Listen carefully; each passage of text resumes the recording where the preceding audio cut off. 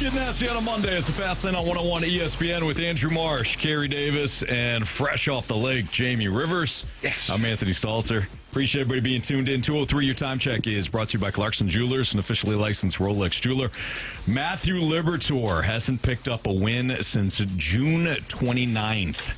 Anthony, What? It's not about wins anymore. it's not about wins. You tell me that all the time. Yeah. As a pitcher, it doesn't matter if it's a team game. I got some other wins numbers. don't matter. I got some individual numbers. Oh, okay. We'll do those. That day was also the last time he went more than 5 innings.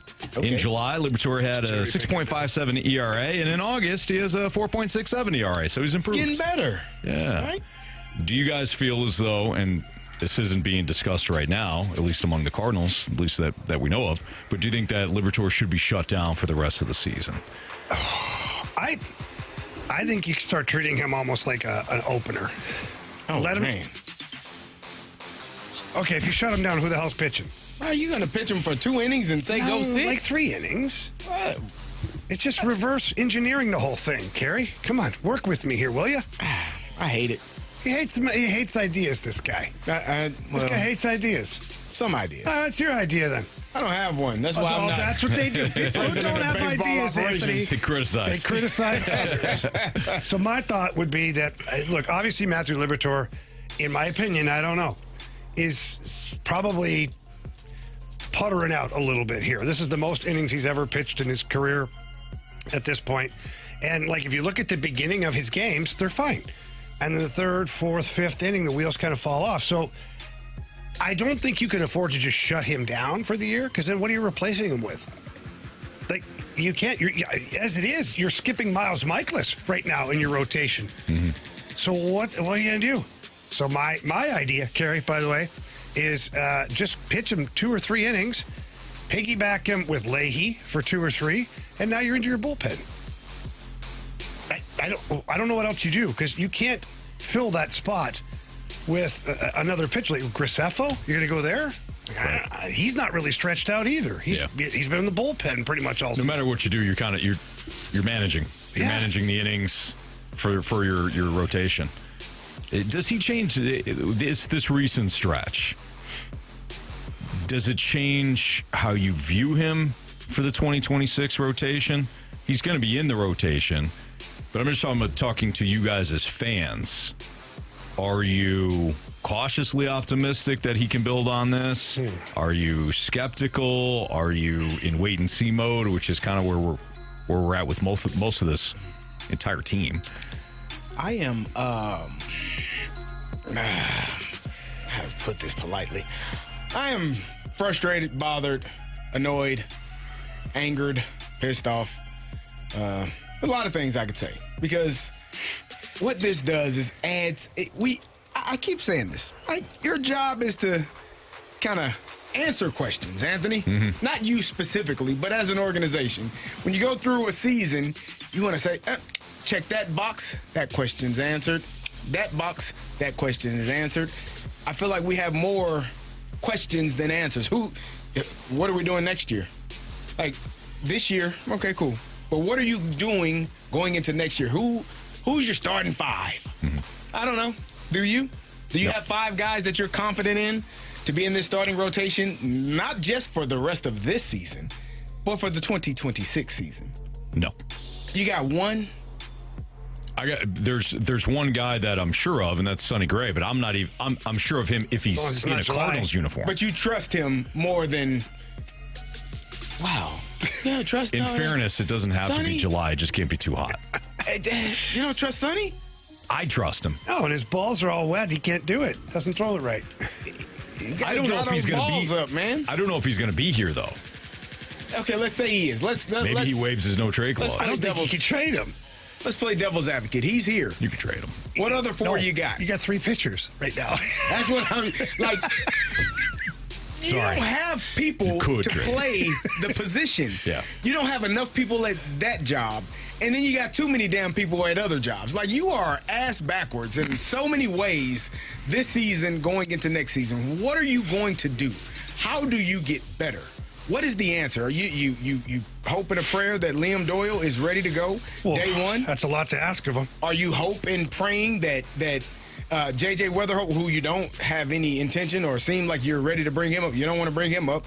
Are you going to bring him up and are you moving on from Nolan Arenado? What are you doing in the outfield? Like, there are so many questions. How do you fix it? And that should be, like, that's what this season was for. Damn, making the playoffs. Like, that was never a reality. If you thought that, shame on you. And I'm not talking to the fans, because that's a fandom type of thing. You're, as a fan, you should always believe that your team, oh man, this could be the year.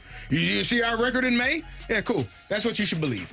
But if you're in the organization, what are you doing to make your team better year after year? What does the immediate picture look like, and what does the picture look like 3 to 5 years? We don't even have an answer for any of it. At least I don't. I don't know if you all see a different picture than what I see. I don't know if the fans see a different picture. Maybe they have something they're going to unveil that's going to be so spectacular. You're like, man, I ain't see that coming. I would never thought that would happen. This is your Cardinals organization. You think that's going to happen? Mm-hmm. You do? Oh, no. Oh, okay. No, I was just we're agreeing with you, Ken. I was agreeing with you. Wondering. I was agreeing with your take. So I think for the Cardinals, Carey, to your point, they're in a predicament. This was supposed to get sorted out this season. This is why you hung on to Miles Michaelis, Eric Fetty, and all that stuff, because you were going to slow play some of the younger arms into the rotation, your bullpen, whatever it is. Fetty was terrible. Not just here. Atlanta as well. I mean, this guy's shocking. Yeah. So you moved on from that. You had Steven Matz in the bullpen. Steven Matz pitched very well. Did his job, I would say. Miles Michaelis, it's been an adventure. Because some days you get Miles Michaelis, who has a great day at the office, out there shoves for 6-7 innings. You're like, all right, that's not bad. Then 2 games later, or the next 2 games he pitches, they blow up. Like the game's over before it starts. So if you take those guys out of the rotation, and let's say you're like, I'm not convinced about this Liberatore. I'm done with him. Okay, that's another guy. So what does your rotation look like? Because we know the Cardinals aren't going to go out and spend a bunch of money. No, hell no. So what does it look like? You got Sonny Gray, Andre Palante. How are we feeling about that, by the way, right now? Not great.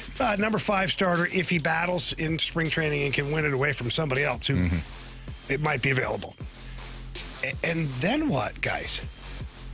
Like, you're in a horrible spot. You're going to have to make moves. But you're in a horrible spot. So, yeah, absolutely. So the thought of just yanking Liberatore out of there, we're done with this, that just makes no sense. Sure. You're way better off to work with him in the offseason. He, from what I hear from everybody in the organization, last offseason was his most productive offseason as a professional since joining the major leagues, and we saw the results of that early in the year for Mattew Liberatore. He goes back, has another productive offseason. He's got more experience. He pitched more innings. Maybe you move the needle forward just a little bit with him. So now you get Sonny Gray, Matthew Liberatore, Andre Palante. You still have gaps. So for me, you can't just be like getting rid of pitchers, because we know that the Cardinals aren't going to go get anybody. What they're going to go get is another Eric Fetty. They're going to go get another Kyle Gibson. That's what they're going to fill the void with if they don't have confidence in their young pitchers. Well, let's hope not, but we just don't know. Hopefully there's a bold-ish move that Bloom makes, trading from what you have an abundance of, which is left-handed hitting, to acquire cost control pitching.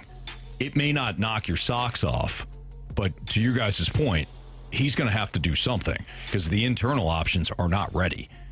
And I agree with you on Liberatore. As long as you're not putting him in harm's way from an injury standpoint, you just keep doing it. Yeah. You just keep rolling him out there. You manage things. Make sure he's not in stressful inning after stressful inning after stressful inning. You might have to have a quick hook, but ultimately, you let this thing ride out, get him through the end of the year. Then at least you know he can make it through a season, and you regroup in the offseason. All right, it's Fast Lane on 101 ESPN. St. Louis City SC parted ways with Sporting Director Lutz Pfannenstiel. We'll get into that next on 101 ESPN.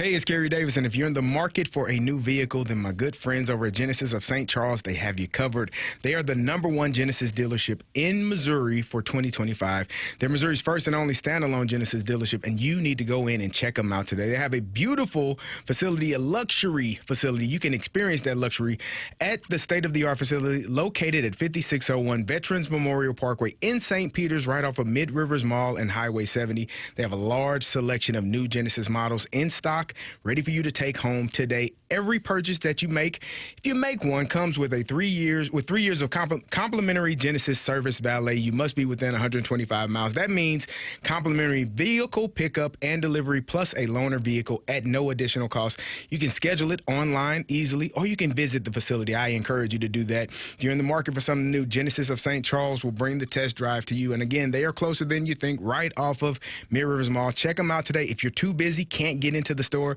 you can check them out online, and it's easy. They'll get you taken care of. Visit them today at genesisofstcharles.com. That's genesisofstcharles.com.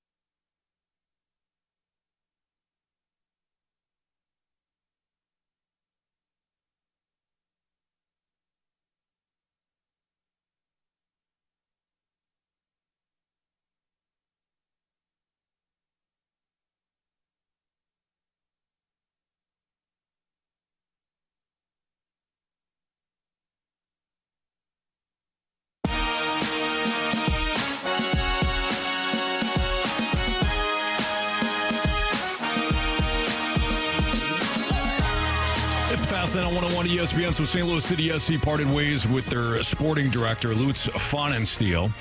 And this one's big because he had already let go of a couple of different managers. Pfannenstiel was the club's first ever sporting director. He's hired in the summer of 2020 to build the sporting department basically from scratch. So he oversaw the academy, oversaw MLS Next Pro Team, the training facilities, the first team setup, what sort of style they were going to play in their first season.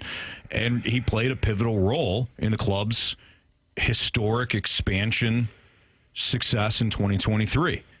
When City became the first MLS expansion team to win its conference in the regular season. But despite that start, it has gone downhill ever since. They missed the playoffs in 24, finished well below expectations, and the 25 season has been just a disaster. Jamie, Carey, why do you guys think that this went off the rails so quickly after the club had so much success initially? Yeah, well, I don't know enough about the inner workings to really to comment on that. But the one thing that I think we can all give credit for to everyone involved was that first season. And Lutz hired Bradley Carnell, who seemed, quite honestly, like the perfect guy for the job. We had him on this show. Randy had him on in the morning. Like, every time he talked about teamwork, blue collar, intensity, working hard, all this stuff. And that's what you got out of a St. Louis City SC team where lots of people had never heard of most of the players. Mm-hmm. They came out, they were successful, and then as the season went on, it looked like the style of play was wearing on the players. and there were some dips, and at the end of the season, looked like they didn't have a whole lot of gas left in the tank. They lost in the playoffs to Kansas City. So the following season, I mean, man, was the leash short for Bradley Carnell. And maybe it was just, his style of coaching was too overbearing. I don't know. But in my opinion, Lutz never really gave any of the coaches enough talent. Like, the most talented player they have on their roster is Roman Berkey. He's the goalie. Mm-hmm. And, and Klaus has been okay, whatever. And Leuven has had some problems, some personal issues and all that. I totally understand that. So some of that is out of your control. Sure. But they really haven't been able to locate that talent. And every time they have transfers or signings, they talk a good game, but then those players come in and nobody can score freaking goals. Mm-hmm. So that's a problem. So obviously talent recognition is an issue for St. Louis City SC. I don't know if funds are an issue. I don't know what some of the other teams are spending on some of their things. And the way they set up the contracts are so weird. Like, Lionel Messi literally owns a piece of, like, the Apple TV deal and all this. So, like, it's so hard to follow the money in certain cases. But to me, I think it just comes down to they have not been able to put talent on the pitch, and it's translated to having lots of zeros up there. Mm-hmm. I think it's also like roster construction, keeping guys in the fold. And when you change and shift not only the head coach, but the roster so much as they have over the past 3 years, it's hard to continue that continuity. And I think that's part of it as well. I think Jamie hit on it. The first year they had such a good year, but one of the concerns was the pace of play that they played at. Was that sustainable? And you saw them to start the season, it was at a neck break pace. They were balling. And then it kind of started to slow down when you're like, yeah, it gets hot in St. Louis in the summer. Can you continue that? Are guys going to start getting injured? Are guys going to start to get some wear on the tires? And you saw that start to happen. Mm-hmm. And then you saw what happened with Sporting KC in the playoffs. And then from that point on, it just has not been the same for this team and this organization. And then you start moving people around, moving pieces. Okay, we got to get better at this place, at this part. We got to get better here. We got to do this. And I think it's just too much transition, and it all starts at the top. And Lutz, who, again, like you said, we had him on in the morning. Thought he was doing a fantastic job, but obviously when things start to fall apart, they start saying, okay, well, who is putting this all together? And unfortunately, he's the one that lost his job. Can I say something real quick? The Philadelphia Union, guys, they are in first place in their conference in the MLS. Do you know who the Philadelphia Union head coach is? Bradley Carnell. Bradley Carnell. Oh, so he can coach. Yeah. Plus 22 goal differential, 54 points. So it's not the coaching. Okay, so this is there's also this pecking order, right? So you mentioned the managers, right? So You let go of a couple of managers. You say, we're going to move on from these guys. We're going to hire somebody else because maybe it's a coaching problem. But clearly, if Carnell's got the talent and he's got a clear philosophy or a clear philosophy, he's done well. Now you get rid of Pfannenstiel and you're going to hire somebody else. If that person also struggles, now you have to start looking at the ownership and what they're doing. And I'm not criticizing the ownership as far as game day experience and, bringing MLS soccer here, but this is just, it's part of it, right? We all have bosses who have bosses who have bosses. Eventually you get to the top and you say, okay, something is amiss at the top. Unless they bring in somebody that is creative and can work under this budget and make it happen, at some point the finger's gonna go all the way up to the owner's box where you say something isn't right. This is the first step in that. I'm not saying we're there yet. I'm just saying this is the first step. But do you point at the ownership now? Because I look at it as I actually commend them. I'm not saying now. Okay. If somebody else comes in and they're dealing with the same, it's kind of like Mo, where you look at it and say, all right, Mo has had plenty of missteps. He also isn't given a blank checkbook like some of these other presidents in baseball. Yeah, and that's where I wish I knew more about the economics of MLS and how it works. I just don't know enough, unfortunately. I'm not going to pretend I do. I agree. I don't know enough about the spending habits and things like that either. I do know that it would be nice if they found somebody who could really, in my opinion, need someone who's going to come in here that is completely entrenched into several different leagues over in Europe, whether it's Germany, Italy, any of those leagues. You've got to find some of the hidden talent before you have to pay for it. So it's like the Cardinals got to find that young player that, Cost control. Right. In my opinion, City SC has to try and do that because when's the last time they had a player that people really, truly hyped up about that they knew about? Or that they marketed as like, let's get amped up. Yeah, I don't know. I think we all kind of fell in love with that first team, and we grabbed onto the certain personalities are there because they're winning. But other than that, bringing in somebody else, no, I don't think it's been exciting from that standpoint. Did you guys see, of course, the controversy over the weekend? Yeah. Which one? Oh, gosh. The penalty. The tripping penalty in Vancouver. Soccer just sometimes can't get out of its own way.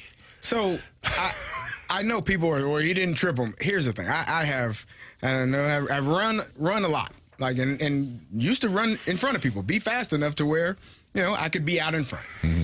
It doesn't take much for somebody to trip you up. Like, it is a tap, a nudge. It looked to me like the City player, and I don't know who it was, but it looked to me like he possibly clipped the back heel of his foot. And that is what caused him to trip. Because normally, that's not a normal running style where your feet get crossed up behind you without getting clipped. Mm-hmm. So for me, it looked like if my back foot hits my front leg and it trips myself, somebody probably clipped me, and I just fell. So to me, it didn't look like it was a terrible call. Is it hard to see? Yeah. Are there other angles that you might have had a better view? Probably if you were on the other side, you probably would have been able to see it better. But people generally don't fall when they're running that are runners without being tripped up. Yeah. Unless he tripped himself. Because that's what it looks like. The way that his foot hit the back of his knee, mm-hmm. That's not somebody that tripped themselves. That's not a normal running style, in my opinion. But I think we're talking about soccer players. The confusing part is that he took another stride and then tripped himself up. How I viewed it, it looked to me as though the knee of the City player could have hit the back of his foot, and then the next step, which was with his left foot, he tripped and hit his. He plants the left foot, and then as he comes up, his left foot hits the back of his right knee and trips himself. That's not how I saw it. The foot that I saw clipped is the foot that I saw hit the back of his leg. And so that to me looked like he could have got tripped. I just thought there was more, because I slowed it down too. At first, when you see it, you're like, oh, the dude tripped himself. This is an easy, and they did review it. This is gonna be an easy non-tripping call. But when I slowed it down, perhaps the City player, clipped them just a little bit, and that's all the booth needed. But it certainly looks like he either tripped himself on purpose or unintentionally. Either way. So when I'm looking at it, the Vancouver player's right foot is behind him, and the City player's left knee is right there striding forward. So it could be, and then his right foot is the one that trips himself. So It looks like, to me, the City player's knee could have hit the Vancouver player's foot, and that's what caused him to fall. Either way, that call's not changing this season. No, it's not. No. I mean, it's not. Here we are breaking down a call, which I get it. We could talk about it for 25 minutes, even longer, but it might be a reflection of the season for City SC, but that's not, that one call's not changing. Oh, no, of course not. No, not at all. All right. There's a storyline, I'll put it in quotations, that has, kind of developed, and I can't understand why it's even a story, but maybe I'm in the wrong here. That's next on 101 ESPN.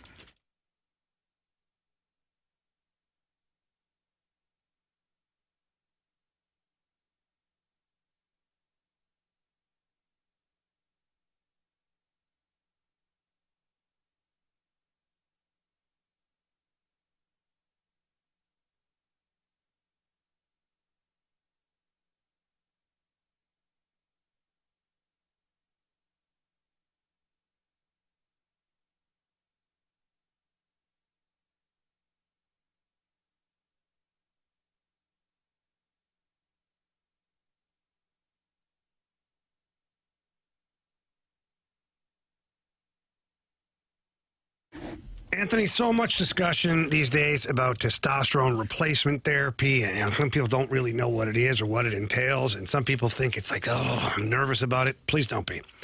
Especially if you go visit our friends over at Mentality. They do a fantastic job of making you feel comfortable. They got a great staff. They'll answer all your questions for you. And then, of course, the big one is the blood panel. Get your blood panel and find out everything about yourself. And that's important because then Mentality can go to work putting together your customized program, whether it's low testosterone, deficient in vitamins, iron, magnesium, whatever it is that's affecting you, they can find out right there in the office. And then what they do is they put you on your program, and that's when you start to feel a lot better. Yeah, no kidding. We can attest to that, right? I mean, we have been on Mentality for well over a year now, and I could tell you this is not like initially you go in and you feel great for a little while and that's it. This is something that's going to work over the long haul. I love the way I feel on Mentality, whether it's being at home throughout a weekend and playing outside with the kids or getting stuff done throughout the week, where I just feel like I've got more energy, I got more focus, my mood has stabilized. If you want to feel like Jamie and I have, or just feel better within yourself, call Mentality or visit them. You also check out their website, mentalityhealth.com/radio. But when you go to one of their two locations, either in Chesterfield or South County, tell them Jamie and Anthony sent you, and they'll love hearing that. They'll start you on your own program, and it won't be long where you feel great. It's Mentality.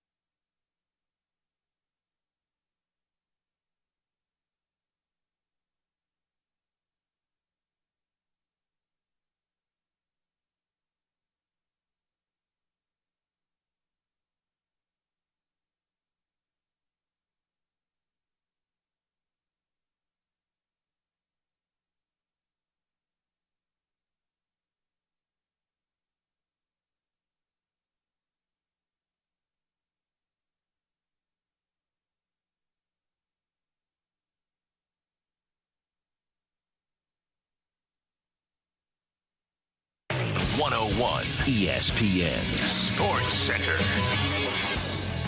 I'm Andrew Marsh. It's time for a Sports Center update driven by Johnny Londoff Chevrolet and Johnny Londoff Autoplex. We just got done talking about St. Louis City SC as they parted ways with Sporting Director Lutz Pfannenstiel.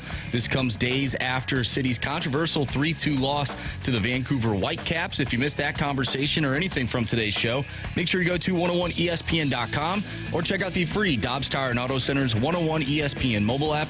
Just head to the podcast page. You'll find all of our shows there. And it's all brought to you by the Schaefer Door Company. The Cardinals take on the Pirates tonight. Michael McGreevy on the mound. He'll go up against Johan Oviedo. First pitch is at 6:45. I'm Andrew Marsh, and the Sports Center update is driven by Johnny Londoff Chevrolet and Johnny Londoff Autoplex. See them at londoff.com. Chevy, together we drive. Are you kidding me?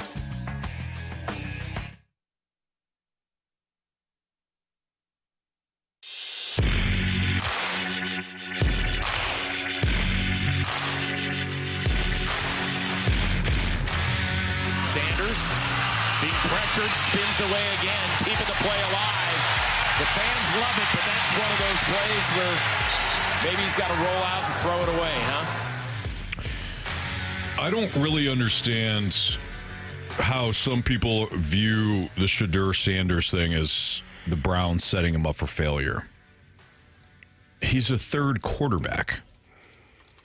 Can you guys name three third quarterbacks in the league? No. And why is that? And why is that? Will Howard. Okay.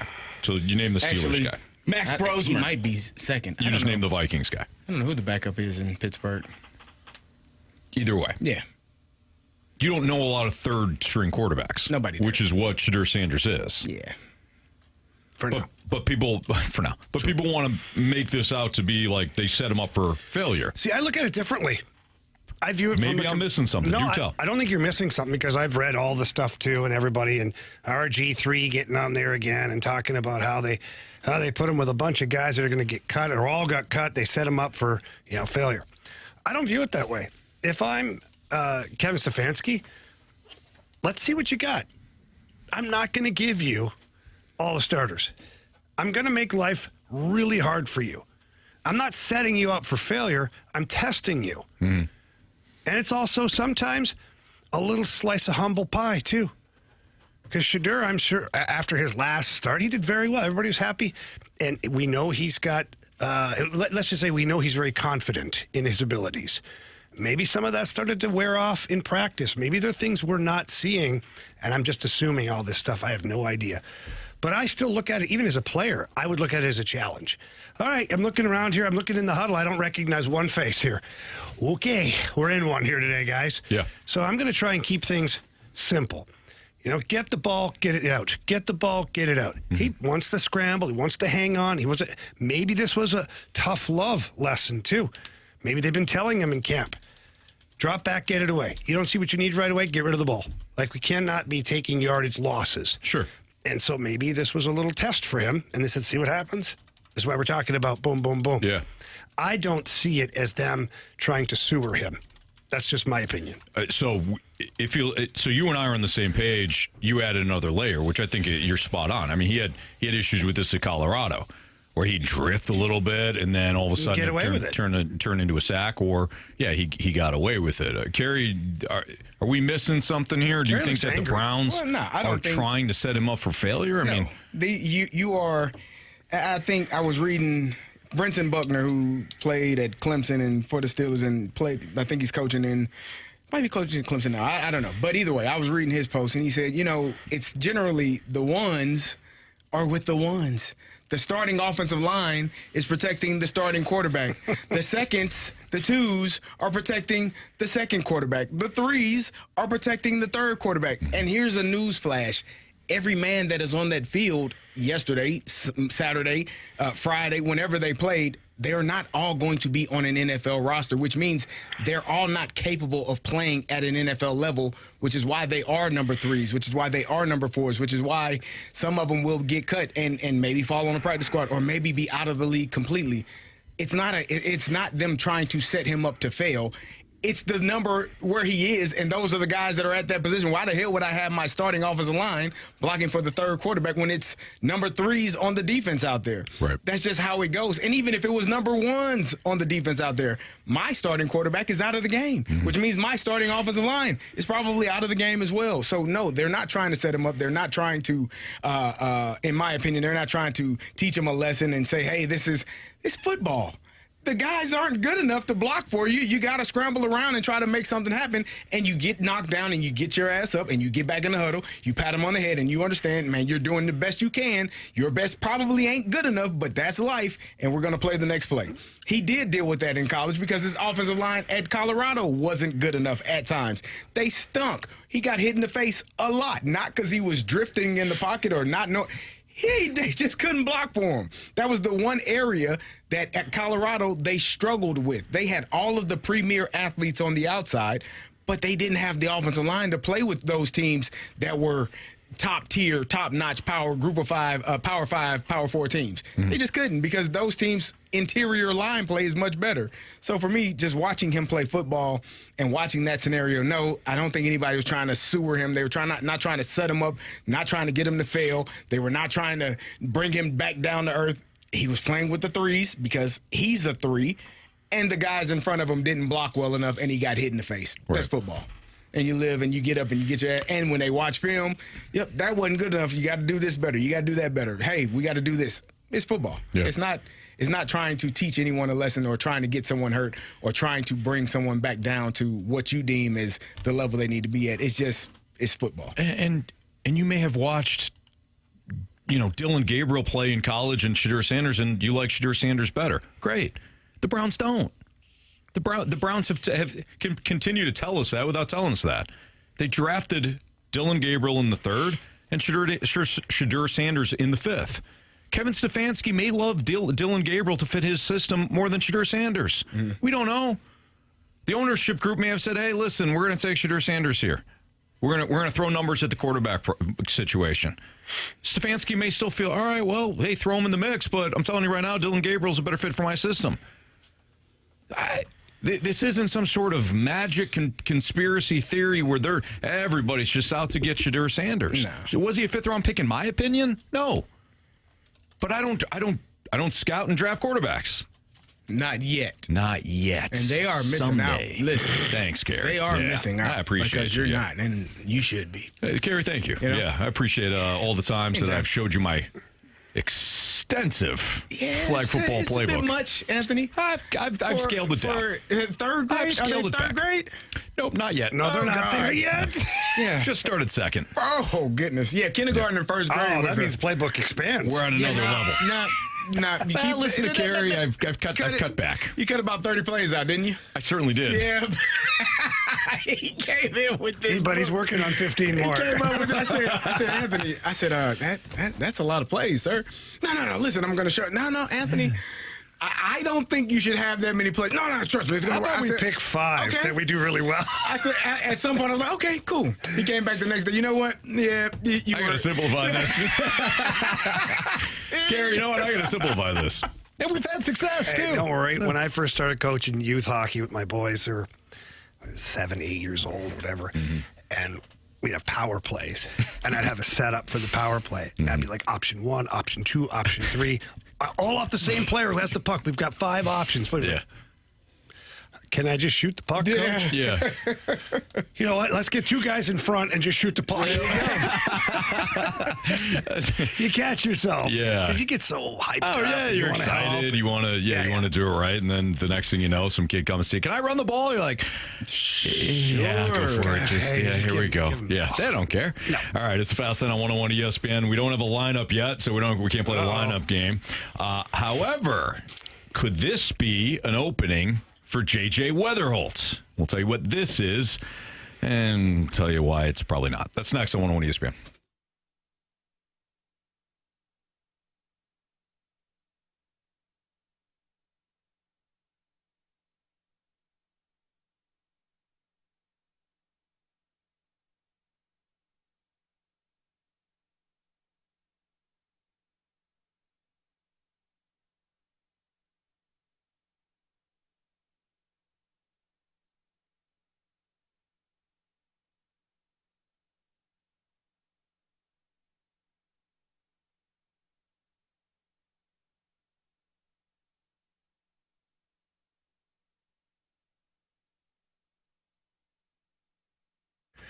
Well, it's no secret there is a lot of market volatility out there. Every day we turn on the television and you're looking at the stocks and the Dow and all the stuff. Is it going up? Is it going down? People panicking? Are they not?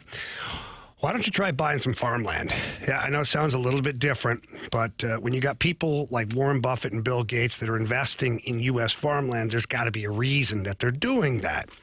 Well, the reason is you get steady returns, long-term growth, and just real stability, which means that you don't have to worry about turning that TV on in the morning and riding the roller coaster, which is the stock market. Don't worry about that. For 14 years, my friends over at AgVest, they have helped leading financial institutions manage over $900 million in farmland deals, and they're licensed in 10 states. If you own farmland, that's a bonus too. AgVest can help you maximize the value of your property with full-service management from sourcing and diligence to rent and tenant selection. All you have to do to get involved with farmland, those steady returns, and just taking the stress out of your life is give the AgVest founder, Chris Bronner, a call at 618-520-7022. That's 618-520-7022. Or you can visit agvestadvisors.com. Remember, buy land, not making it anymore.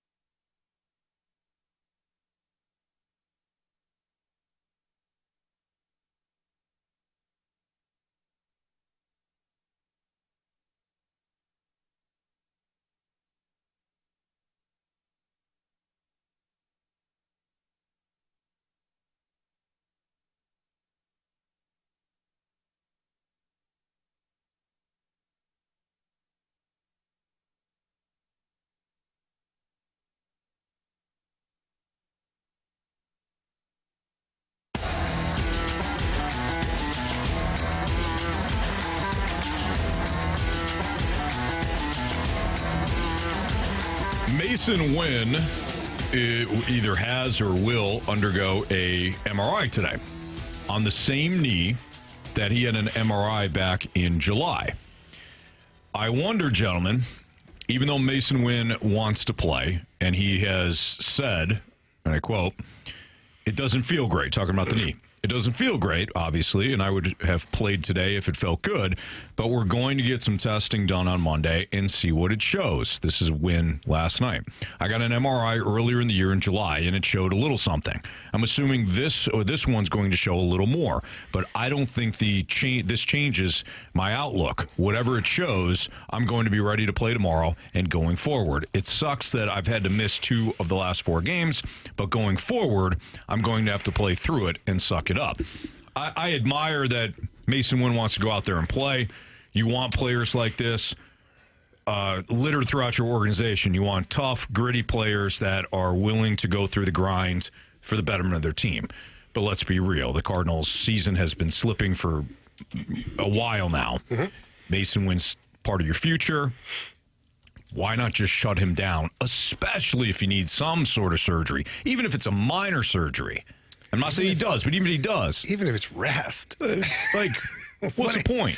I don't see a point. I'm with you. I don't see a point in just running it back out there, running an injured young talent back out there. Like, I don't know the extent of the injury. I do know that there's some injuries on the knee where if you can tolerate the pain, you can keep playing. You can't do any more damage to it. But there are other injuries that you can do more damage to it. Yeah. So if I'm the Cardinals, I would just shut him down. I just don't see the point in running it back out there. You know, he's proven that he's an elite defender at the major league level. I don't think there's any risk of someone taking his job right now. I'd shut him down. I think the MRI is obviously to see if there's any structural damage, anything, ligaments that could be, stressed, strained, whatever. If it's just swelling or soreness, you need a couple of days off. You need to take some Advil or something to get the swelling out, whatever you need to take, and you're capable of playing. I think he is playing for something. I think he wants to win a gold glove. I think he wants to win a platinum glove. So for a player, yeah, you can say, oh, you're young, you got plenty of time. Yeah, but, you want to take advantage of what you have right now. And I think that opportunity is clearly right in front of him for being the best shortstop in Major League Baseball this year. So I think he is playing for that, even though this team really isn't playing. And I don't think that that's a selfish thing. I think he's out there. He wants to win. He's a competitor, but he also wants to continue to prove himself as the best shortstop in baseball. So that would be part of the reason why you would want to do that, but not at the risk of damaging something that could prolong, an injury or cause for major surgery where you have to miss more time than you would have if you miss 15 games here instead of missing 150 games next year. I think that would be much better, but that's what the MRI is going to show. Hopefully no structural damage. Hopefully he's fine and a couple of days off or what he needs to get back out there and be able to play. Yeah, structure damage. This isn't even a conversation. No. If it's a week of rest, that might be a little bit different. But does this now open up the door for the Cardinals to bring up JJ Wetherholt, assuming Mason Wynn is out for a while? So let's just say there is some structural damage. Not that we want to see that, but if they do shut him down, could this mean an opening for JJ Wetherholt? Katie Wu of The Athletic joined Beacon for Oriole earlier. They asked her if JJ Wetherholt will be called up for Mason Wynn. I wasn't there, but he sounded to reporters in Tampa that he was optimistic that this wouldn't cost him a lot of time. But if it does, if you're looking at the future, then I would understand why fans would want JJ Wetherholt up there. Honestly, candidly, I would like to see JJ Wetherholt at the major league level. But this is so much more complex other than a guy, a top prospect, a first-round pick who is tearing the cover off the ball at Memphis, right? We have to look at how this business is going to be run. As an organization, John Mozeliak is making the major league roster decisions. We know this. But JJ Wetherholt's service time and clock, that's a Chaim Bloom call because Chaim is going to be the one overseeing his early career. So it's complicated enough already because you have sort of two front offices and a player stuck right in the middle of that. We've also discussed this before. It's not a protection year for JJ Wetherholt. It's a protection year for several players. And when it comes to the 40-man roster, my counter argument to that is if you look at the Cardinals 40-man roster right now, there are plenty of spots that could be available by moving players off of it. That's a whole separate conversation. But this does come into play, especially when you're talking about a player with as much potential and as high of a ceiling as Wetherholt. So from a fan perspective, if Mason Wynn is unavailable and you have an opportunity for someone to play every day at shortstop, why not see JJ Wetherholt? Of course, guys, though, it's never that easy. And there are bigger picture organization things that don't even have to deal with him fully that both Mo and Chaim Bloom will have to consider. So lots to unpack there, but she brings up a really key point in that this is Bloom's decision not to bring up JJ Wetherholt because Bloom, of course, will be in charge of service time manipulation. I mean, service time. You did it.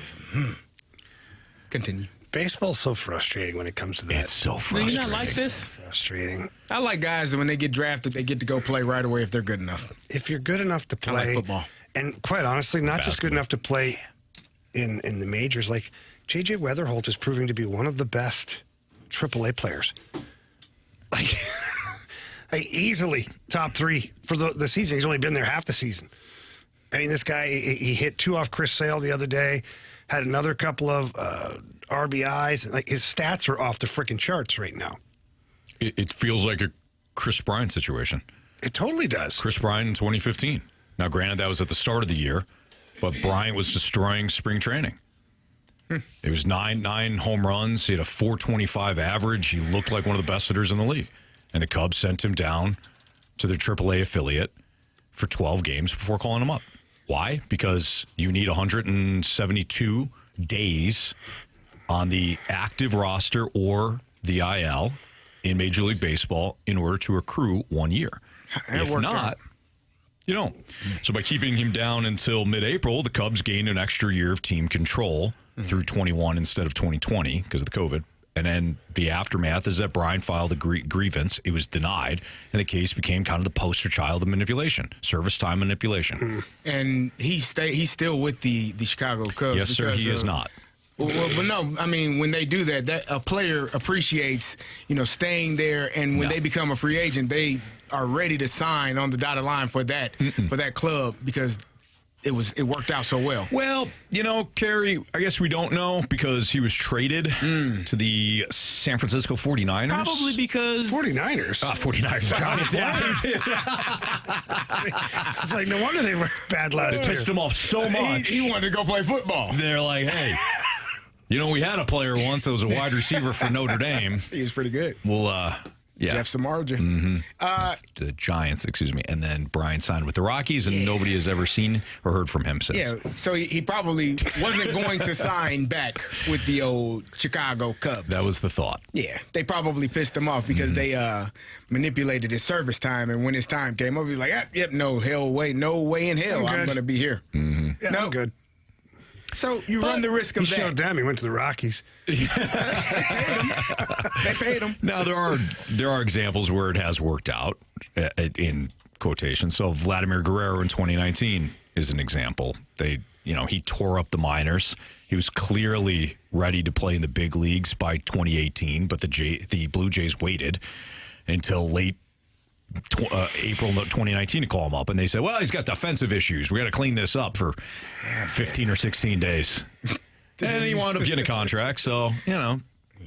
But he almost, they just got that deal done. He was close to, not re-signing and not staying as a Blue Jay. So I do think that the personal part of it, don't worry about the player aspect of it, like the manipulation of service time and trying to get what you want to get out of it. The long run is, if that player is really good, you run the risk of pissing them off before they even get started. Yeah. And so I think that that's something to consider. JJ Wetherholt will become a free agent, I'm sure, at some point in his life. And, it takes long as hell in baseball. It's like forever. Yeah. But at some point he will be. And will he want to resign with your team? No, he'd be a great Dodger. Yeah, probably. Damn. Can he play outfield? Well, depends if Mookie Betts has finished being a utility player. I'm saying if he can play outfield, then he'll be a Cardinal. He'll be the next Mookie Betts next for the Dodgers. Great utility player. Yeah, so JJ Wetherholt unlikely coming up, and if they wait until mid-April, then we'll know this is service time manipulation. So much fun watching this stuff. Will Mason win? By the way, MH in the Snake Pit said Chris Bryant is a Rocky. I was joking that nobody's heard from him since. Will Mason Wynn be in the lineup tonight? We'll play the lineup game next on 101 ESPN.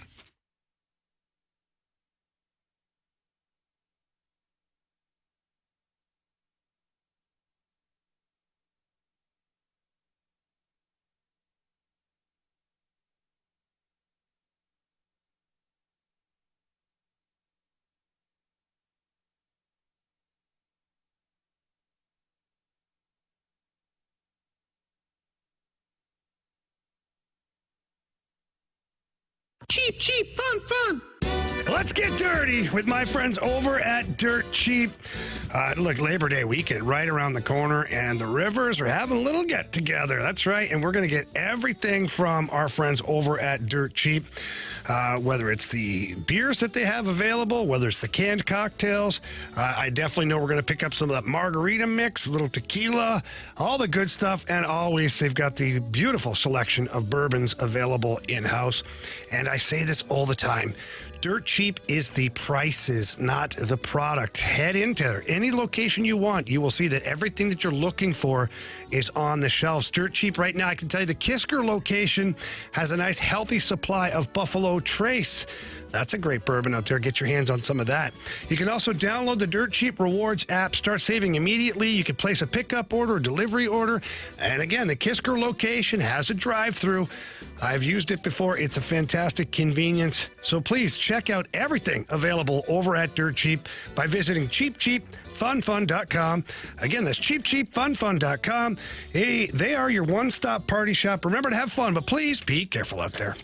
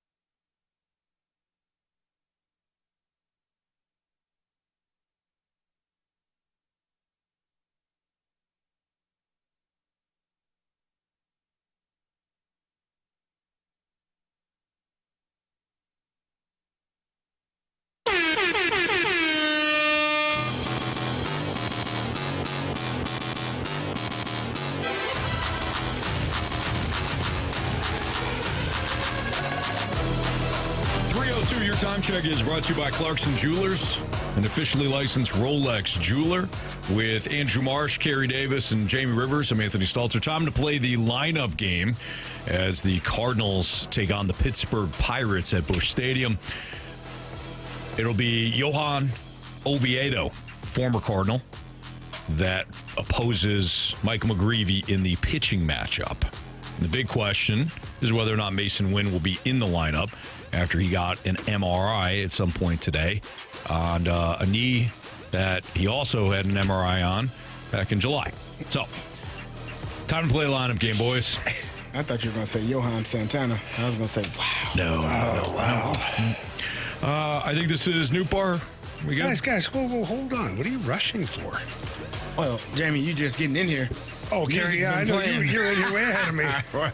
Carey, you're funny. Thank you. I don't know if that was a compliment. All right, I think it's Lars Newbar here. Okay, show us Lars Newbar, international superstar. There it is. Watch out, they're running any walls or anything. This should be Yvonne, shouldn't it? Ooh. Oh, Yvonne. Yeah. Show us Yvonne Herrera.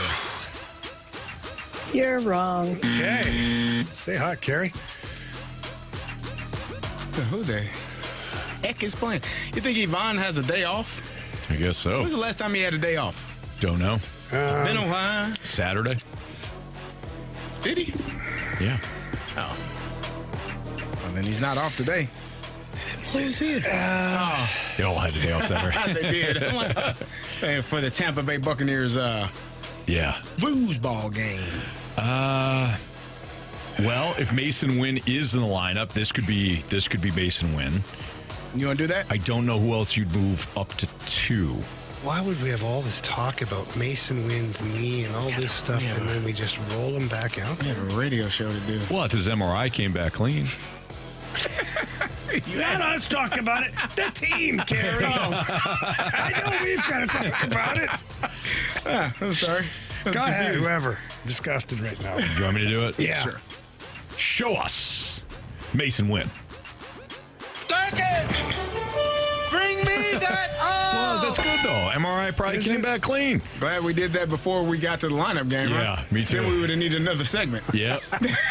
Now you're thinking like a radio guy. What are you laughing at me for? I'm just What's saying. your problem with me today? I'm not laughing at you. I'm giving you. Several times we did today, it before you've, the lineup game, needled to be. and it helped us. It's good. We would have needed another segment. Yeah, he's right. You know he's right, but why does he stare through my soul when he says it? I just haven't. I'm an intense Show us person. Alec Burleson. You're already acting like you're a star, and we haven't even opened yet. So is Contreras off today, or is Herrera off? Oh, good question. I don't know. Obviously, because I haven't seen the lineup. But that is a good question. One of them is out. One of them is in here, right here, Yeah. and one of them is out. Yeah. Yes. Yes. Yes. And both of them used to be catchers. Yes. They did. What do we think? I think Contreras is in. Who do you think? I would say Contreras. All right, let's go. Show us Wilson Contreras. You don't know how to play first base. Nice. It's not that hard. Tell him, Wash. It's incredibly hard. Hey, anything worth doing is. So Gorman then here? At Gorman's 5. I don't hate it. Yeah, we'll talk about it. I don't mind it. Show us Nolan Gorman. Swing Serenade is brought to you by Gorman's. Dingers! Hang me a curve and I will hit. Dingers! What's up here? He just watched the ball just right past his face the other day. Mm-hmm. One hopper, he went down to his knees. Not sure why he did that. You know, get in front of the damn ball, Dorn.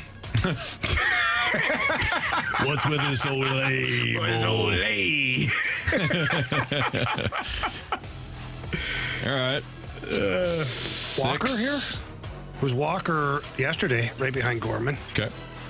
Show us Jordan Walker, please. What a shame. Stay hot, Jamie. Yes. Ice cold today, man. Who do you think? Probably Sajasi. Yeah. Go for it. Show us Thomas Sajasi. Richard, do I have a mark on my face? It really hurts. Nope, nothing. I thought I hit you on the shoulder. My shoulder doesn't hurt very much, but my face does. All right, Jamie. Now, go with it. I believe in you. Show us Jordan Walker. Die for every ball. It's boring otherwise, plus it looks harder. The most important play in right field is what I like to call the janitor throw. Guaranteed out every time. I call it the janitor throw because it cleans up that are trying to take an extra base on you. Paez. Yeah. Show us Pedro Paez. Smithers, throw this at him. You're out! Maybe. Okay. Take me to church. Yes. Marcy, will you please take us to church, please? Take me to church! Okay. Andrew Marsh. Feeling he's playing hurt today. He's playing hurt. He's not I got feeling an upper body injury. He's got an right upper now. body injury. He's not feeling great, but he's with us. All right, leading off in He's left sick, field. but he's okay. You know what I mean? I'm not. Don't tell people I'm he's sick. actually sick. I'm not like blue heron, turtle on the side of the road. Whoa, sick. they were sick too. Yeah, that's what we're trying to clarify here, Anthony. It's a different type of sick. Yeah. Yeah. All right, leading off in left field, Lars Nootbaar. Batting second, the shortstop, Mason Wynn. Batting third, first baseman, Alec Burleson. Your cleanup hitter, DH, Wilson Contreras. Batting 5th, third baseman Nolan Gorman. Batting 6th, playing second base, Thomas Sajaci. Batting 7th in right field is Jordan Walker. Batting 8th in catching, Pedro Pajes. And batting 9th in center field, Nathan Church.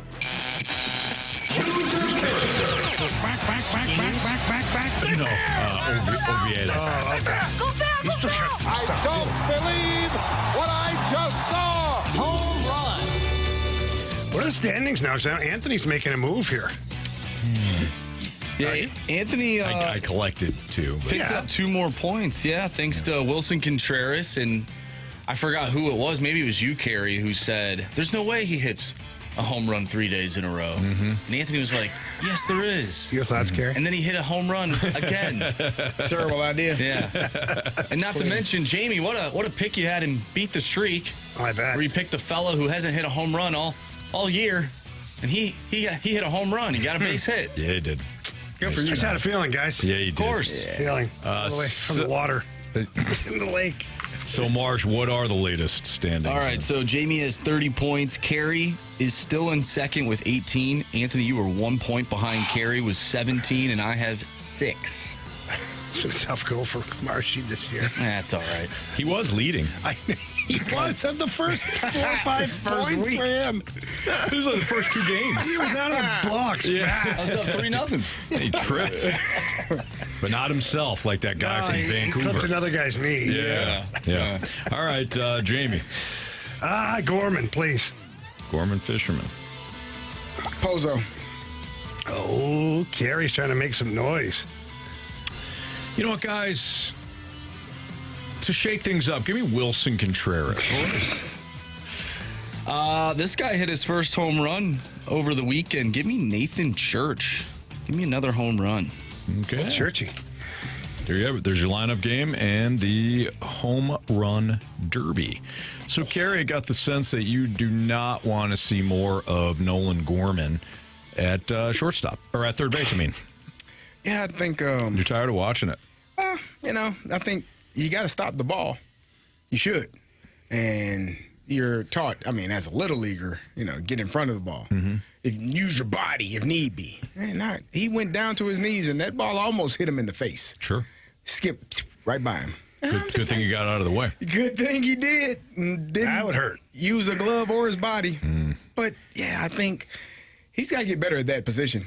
Like, it is no doubt about it. You don't have a spot for a DH because you have a catcher playing DH because he couldn't catch. Well, he could catch, he couldn't throw.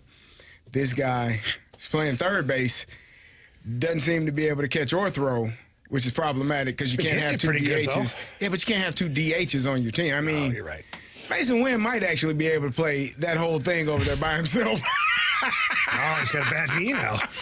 Yeah, not with his bad knee. You know who's gotten away scot-free for 3 hours and 12 minutes? Is the man that was on the mound on Friday, Miles Michaelis. Oh, we talk about him. Well, we'll talk about him on his next start. Okay. Okay. When's that coming? Who knows, man? They just playing Not for ball. a hot second. Not for a bit, no. They're like, you know what? Our pitching depth is terrible, but we're still going to skip you. It's unreal. It's unreal. It's Fastlane on 101 ESPN. Carey Davis, Jamie Rivers, Andrew Marsh. I'm Anthony Stalter. How many roster spots are open for the Blues heading into training camp? And perhaps even more important than that is when the music stops, where are guys going to be? What chairs? That's next on 101 ESPN.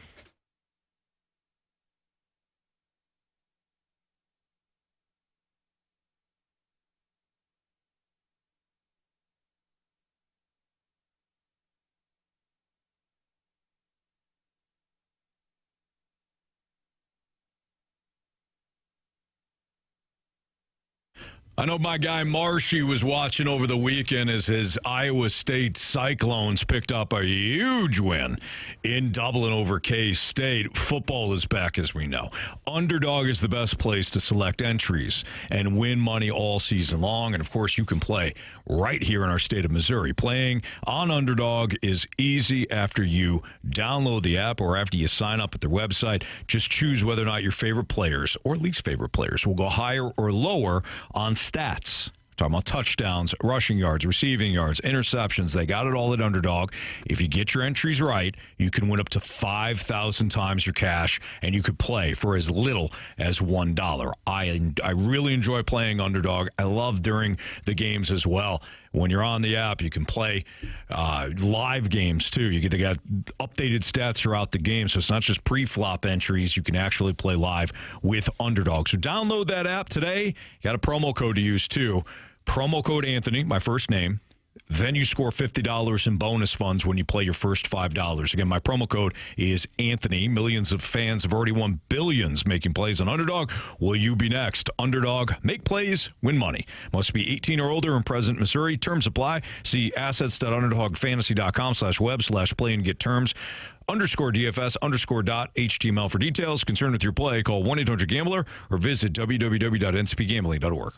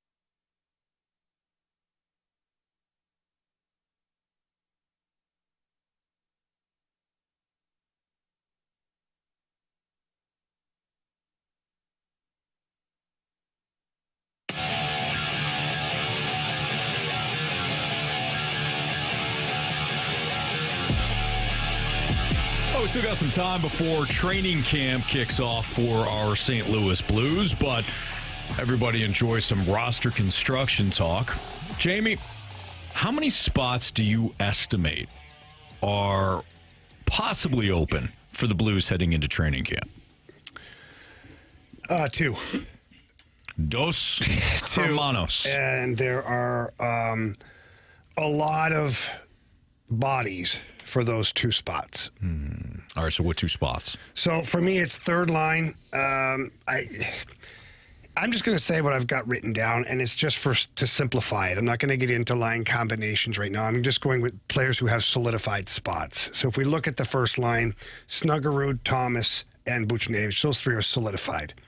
Holloway, Shen, Kyrou, solidified. Neighbors, Suter, solidified. Blank on that wing. So wide open. And I think Toropchenko and Walker are solidified on the fourth line, opening at center ice. Got it. Now, players that are competing for those spots are Nick Bjugstad, Oscar Sundqvist, Matthew Joseph, Alexander Texier, Milan Lucic. He's on the PTO, but we know that the Blues are serious about giving him a real opportunity.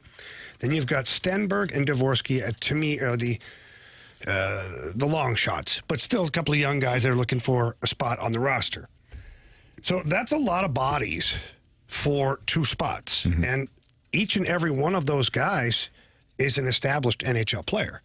Like, they're on one-way contracts. There's no two-way. There's no options, if you want to use baseball terms, for those guys. Your defense is pretty easy. Fowler, Parayko, Broberg, Falk, Mailloux, Tucker, and Kessel. I think that's your 7 guys, unless there's a surprise somewhere in camp, but I think that's what you're looking at right now. So, ultimately, what do the Blues do here? Because who's going to get the opportunity? We know that. Whether you shuffle the deck and Suter goes to second line and Schenn goes to third line, big deal. That's a formality, little shuffle of the deck. If Lucic impresses, does Walker go to center, and does Luch play on the wing with Torchenko on the other wing? If so, where does Oskar Sundqvist play? Mm-hmm. If Nick Bjugstad, who, by the way, is a right-handed shot, big body, he can play center and wing. So the competition then becomes, well, is it Sundqvist or Bjugstad? Because both pretty big guys, but now Sonny's better defensively. And Bjugstad has shown a little more offensive upside in the past. I think he's had like 16 or 17 goals in a season, maybe even 18, which we know Oskar Sundqvist has not gotten that yet. Mm-hmm. Then you've got Matthew Joseph, who was kind of on the outside looking in last season until he figured out, what the style of play was that Jim Montgomery wanted. And we talked to Monty, and Monty said, Matthew Joseph, to his credit, said, hey, listen, man, I think I can kill penalties for this team. And he made himself valuable. And then he was more of a mainstay in the lineup until towards the end of the season, when you still had the overcrowded lineup because of Jimmy Snuggerud, and Zach Bolduc was playing very well for you. And you had Jake Neighbors, and you just didn't have a spot for Matthew Joseph. And credit to Jim Montgomery, he wasn't messing with that fourth line. They had incredible chemistry, and they were super effective. So where does Joseph end up? Where does Texier end up? And these are big questions for a couple of reasons, because when you look at the Blues payroll overall, and it's not the dollars that matter. Of course, I'm sure Tom Stillman and the ownership group would say, every dollar matters, Jamie, and I get it. But we look at salary cap dollars. Alex Texier is 2.1 on your salary cap. Matthew Joseph is 2.95.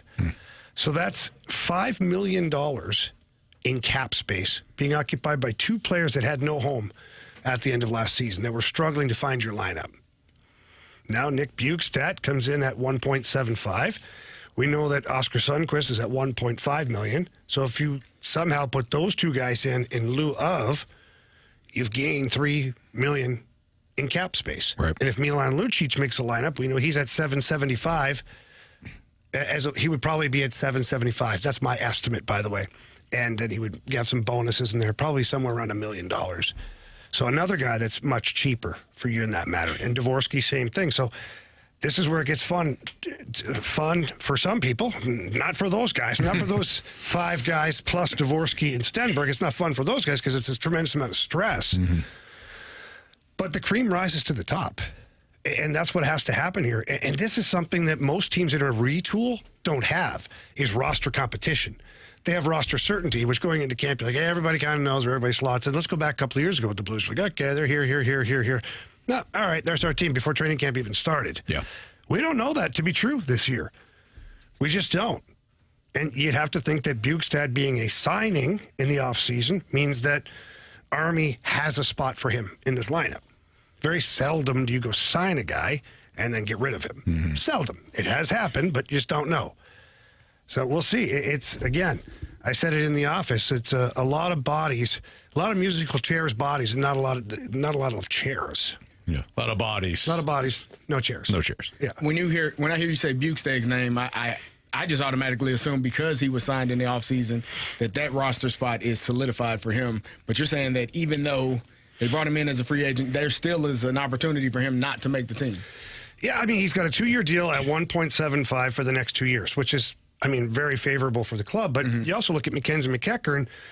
2 years ago, it was substantially less. I think it was like $850 one-way money, and he spent 2 years in the minors. Right. He was waived immediately coming out of training camp and played in the minors. So it's not unheard of. Is it ideal for the Blues? Would Army rather not have to do that? Well, yeah, I think I think you'd rather see the guy play that he signed. But when you've got Bukestad, Sonny, Joseph, Texier, and Lucic, I kind of circle him because I don't know what that is, but let's just take him out of the equation. You still have 4 guys competing for 2 spots, and you've got 2 guys together making a combined $5 million in Joseph and Texier. That's a lot to potentially have as healthy scratches. Right. And I don't think Army likes to see, $3, $4, $5 million sitting on the shelf or in the press box every night. Yeah. So it's going to depend on the players. I think Texier has a tremendous amount to prove this year. Watching him practice, watching him play at certain times last year, I was like, man, he has another level. My concern was, will he ever consistently hit that level? And I watched games in Columbus and whatnot. He's kind of in and out. He's in and out. I don't mean out of the lineup. He's in and out of playing good. Yeah. He'll show you a game or two where you're like, holy crap, this guy can score 25 or 30 in this league. Then he'll show you a couple more games where it looks like he's completely disinterested in hockey, period, dot. So that's tough to have, because as a coach, if you're Jim Montgomery, you want certainty. Like, I just want to know what you bring to the table every night. If it's 5 goals a year, but you hit everything that moves, great. Now I know what you are. Yeah.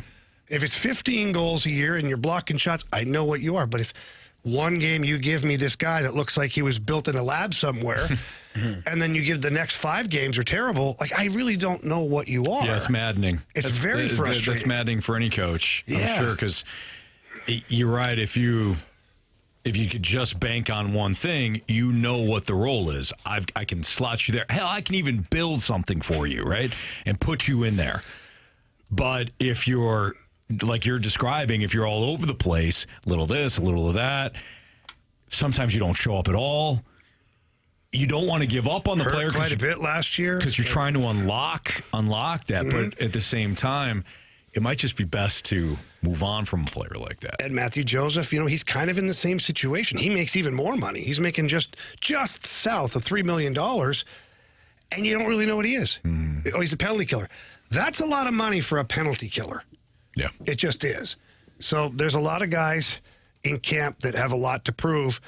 So it's going to be exciting. The actual training camp itself probably won't be, I shouldn't say it won't be competitive. It won't be like it used to be, where players are getting after each other in inter-squad games, because they kind of don't really do that anymore. But preseason hockey will matter to these guys right now. These Blues players, as well as Dvorsky and Stenberg and some of the other preseason games will matter, which for me, that'll be fun, because a lot of times it's preseason, we know in any sports, like, okay. Ready for it to get over with. Ready to get over. Now, you'll have some fire in the lineup here from some of these guys, because if they want to have NHL jobs or spots on the Blues roster, they're going to have to show out. Sure. It's Fastlane on 101 at ESPN. There's one young quarterback in the NFL that a lot of people are like, nah, I don't know, I'm not buying it. Well, could you buy it based on the head coach / play caller? How much does that matter to a young QB? That's next on 101 ESPN.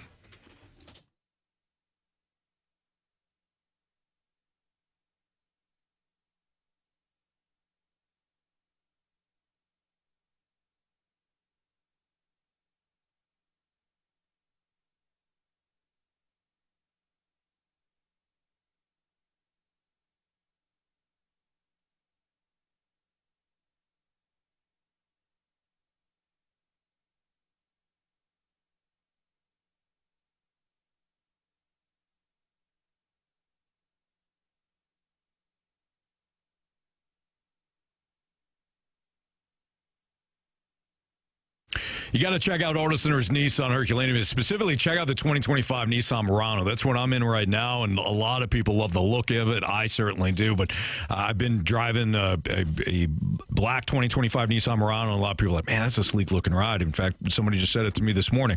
Check them out, because right now, get 0% APR for 60 months, 0 down, and no payments for 3 months on 2025 Muranos, Rogues, and Pathfinders, all built in the USA, all priced to move with massive dealer discounts at Auto Centers Nissan. If you're shopping used, they've got you covered. 0 down, no payments for 3 months, and a huge lineup of quality pre-owned vehicles. Plus, every new Nissan comes with their exclusive lifetime warranty and 30-day return promise, only at Auto Centers Nissan. So check them out in Herculaneum, just right up I-55, minutes from South County. You're going to love the selection. You'll love the deals. You'll love the customer service there, too. Tell them Stalter sent you. It's Auto Centers Nissan and AutoCentersNissan.com.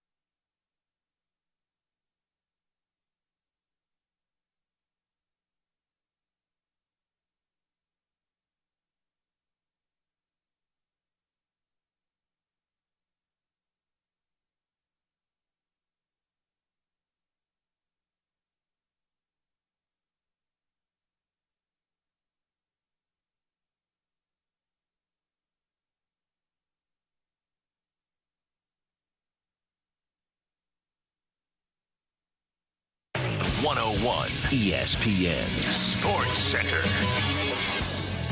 I'm Andrew Marsh. It's time for a Sports Center update brought to you by Saliga Heating and Cooling. City SC parts ways with Sporting Director Lutz Pfannenstiel. We talked about that earlier in the show as City SC lost to Vancouver over the weekend by a final of 3-2. The Cardinals looking to get back in the win column tonight as they take on the Pittsburgh Pirates. Michael McGreevy on the mound going up against Johan Oviedo. First pitch tonight is at 6:45, and Mason Wynn is in the lineup tonight. He will bat second. Let's switch gears and talk some football. We're going to discuss the head coach and play caller, if that matters to a young quarterback. I'm Andrew Marsh, and the Sports Center update is brought to you by Saliga Heating and Cooling, a Daikin heating and air conditioning dealer.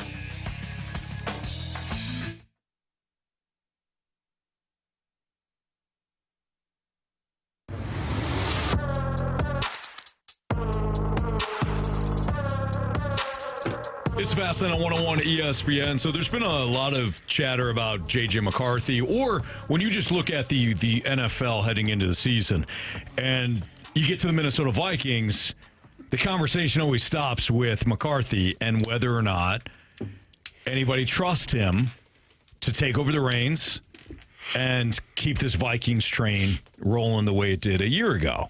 It's fair to question. The guy hasn't played in well over a year. He was a national champion at Michigan, but for a Michigan team that had a sound running game and loads of talent. The defense was one of the best in the nation. So there's fair question marks surrounding JJ McCarthy. My question is this, though. With Kevin O'Connell at the helm, it's his offense. You know, he's the head coach, but he's running the offense. He's calling the plays. Do you roll the dice more with a young quarterback that's matched up with a proven play caller, more so than trusting even a guy with plenty of raw talent, but maybe not the best situation when it comes to OC play caller? Think of Caleb Williams a year ago.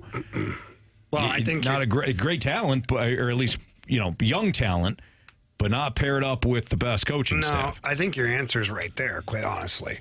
Because we'll find out with Ben Johnson this year, with Caleb Williams, how that looks compared to what it did look like before. But I just look at even guys like Brock Purdy with Kyle Shanahan, who was able to do Sean McVay, what he's been able to do with certain guys. Sure. So if you have a really talented head coach who's also a play caller or offensive-minded guy, then I think that can certainly help with the transition for the young quarterback. Now, Carey, I'll defer to you because this is your world. But I definitely think it helps them in their progress to have somebody who can call plays that's within their realm. Well, it definitely helps to have a quarterback coach and a head coach and an offensive coordinator, offensive-minded head coach that understand your talents and what you do well.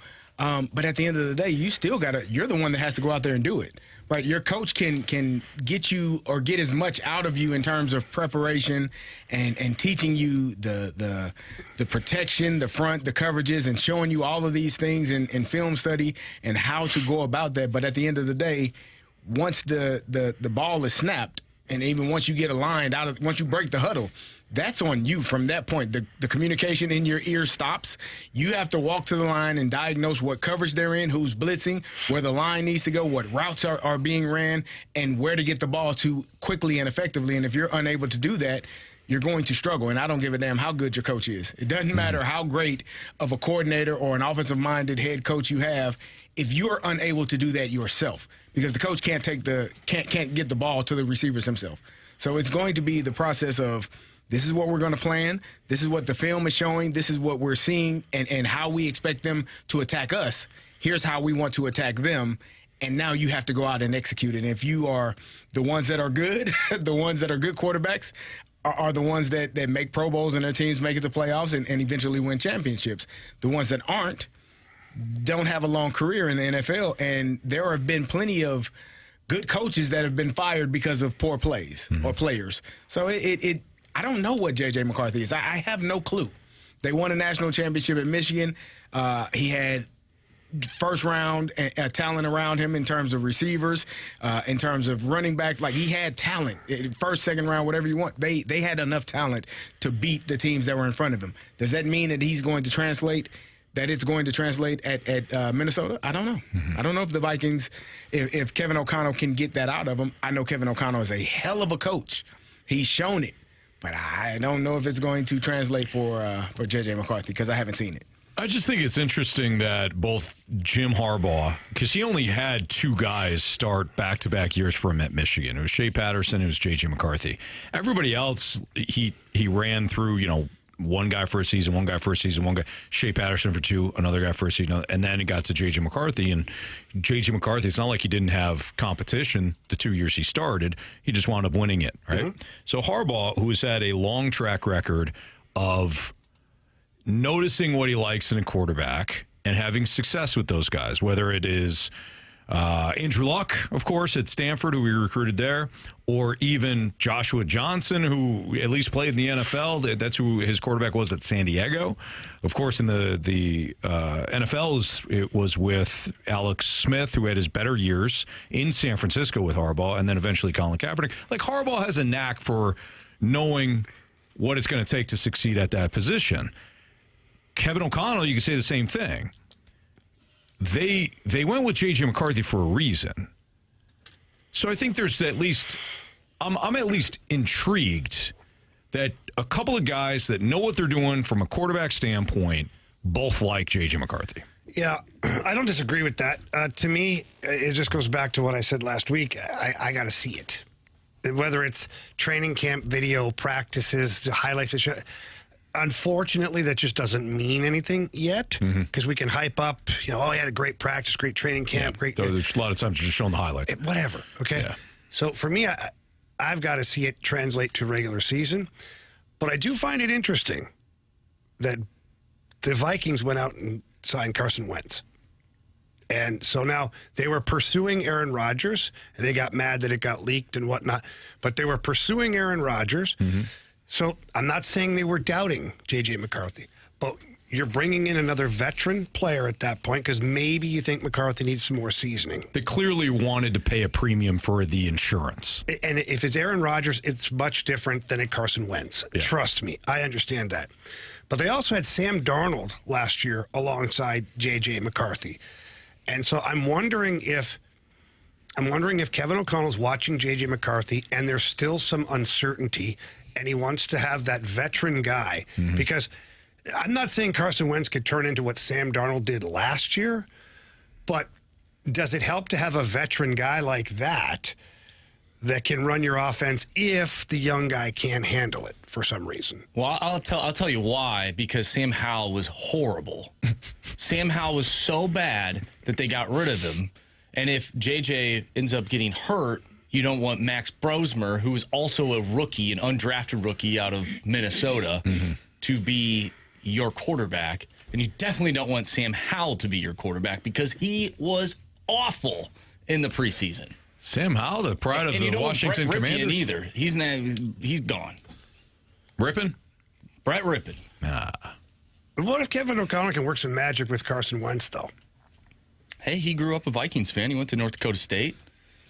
Yeah, I think he's a solid backup to have. I don't think he's a starter by any means. I think having an insurance policy is a smart one. And a veteran, you're right, Jamie, a veteran guy. They clearly want a veteran behind JJ McCarthy, which is smart. But I think that takes away the whole notion of a quarterback or a head coach or an offensive-minded head coach can fix any player. Like if you're not good enough, you just said it. Sam Howell ain't good enough. Doesn't matter who the head coach is. Doesn't matter who the offensive coordinator is. For sure. If you're not good enough, then you're not going to have success. So that's all. I don't know if J.J. McCarthy is good enough. It doesn't matter that Kevin O'Connell is the head coach.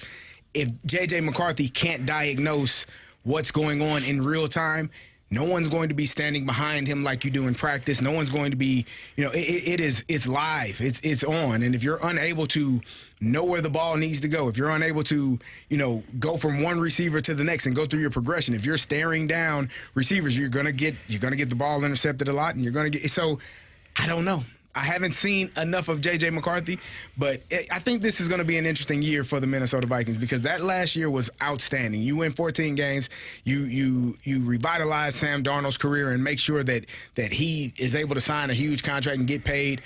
But J.J. McCarthy is taking over now. We haven't seen him play football since 2023. So we don't know what he is just yet. I'm interested to see the level of patience the Vikings have. And I'm not even insinuating that J.J. McCarthy plays poorly. What if he's just average to start the season, but below the standard that Kevin O'Connell needs or wants for his offense? And it's not like time to flip the switch to Carson Wentz because he may not be any better. It's who knows? But then, at what point does maybe some of the offensive guys start to get frustrated if they have to defer to more of a running game? Because that's what J.J. McCarthy's more used to with the Michigan program. What if Justin Jefferson decides to be like, hey, man, I'm not getting enough targets? But I'm interested to see how long it takes before either one, their success, and great. If the Vikings start off great and whatever, and they're off and running, go ahead, do your thing. But what if there's not ultimate success right away? And we know that there's pressure to win in the NFL at all times. I'm just anxious to see what that looks like moving forward. We'll find out soon. NFL season starts very soon. Very soon. We get a text from 217. I feel like you guys talk like this to hurt Marshy's feelings. You're terrible people. LOL. It's not true at all. Everything we said was very objective and realistic. picking on Marshy. He doesn't feel well today. Well, we picked on don't Marshy. feel well today. Yeah. Come on. No. Somebody called him JJ McCrappy when that's rude. Now that's trying to hurt. Way different. I don't care about that person's take because there's no substance there. You're just trying to hurt me. I'm not going to take it personal. You're just trying to make it personal. All right. It's Fastlane on 101 ESPN. Has the third wildcard spot helped or hindered Major League Baseball? I say yes. That's next on 101 ESPN.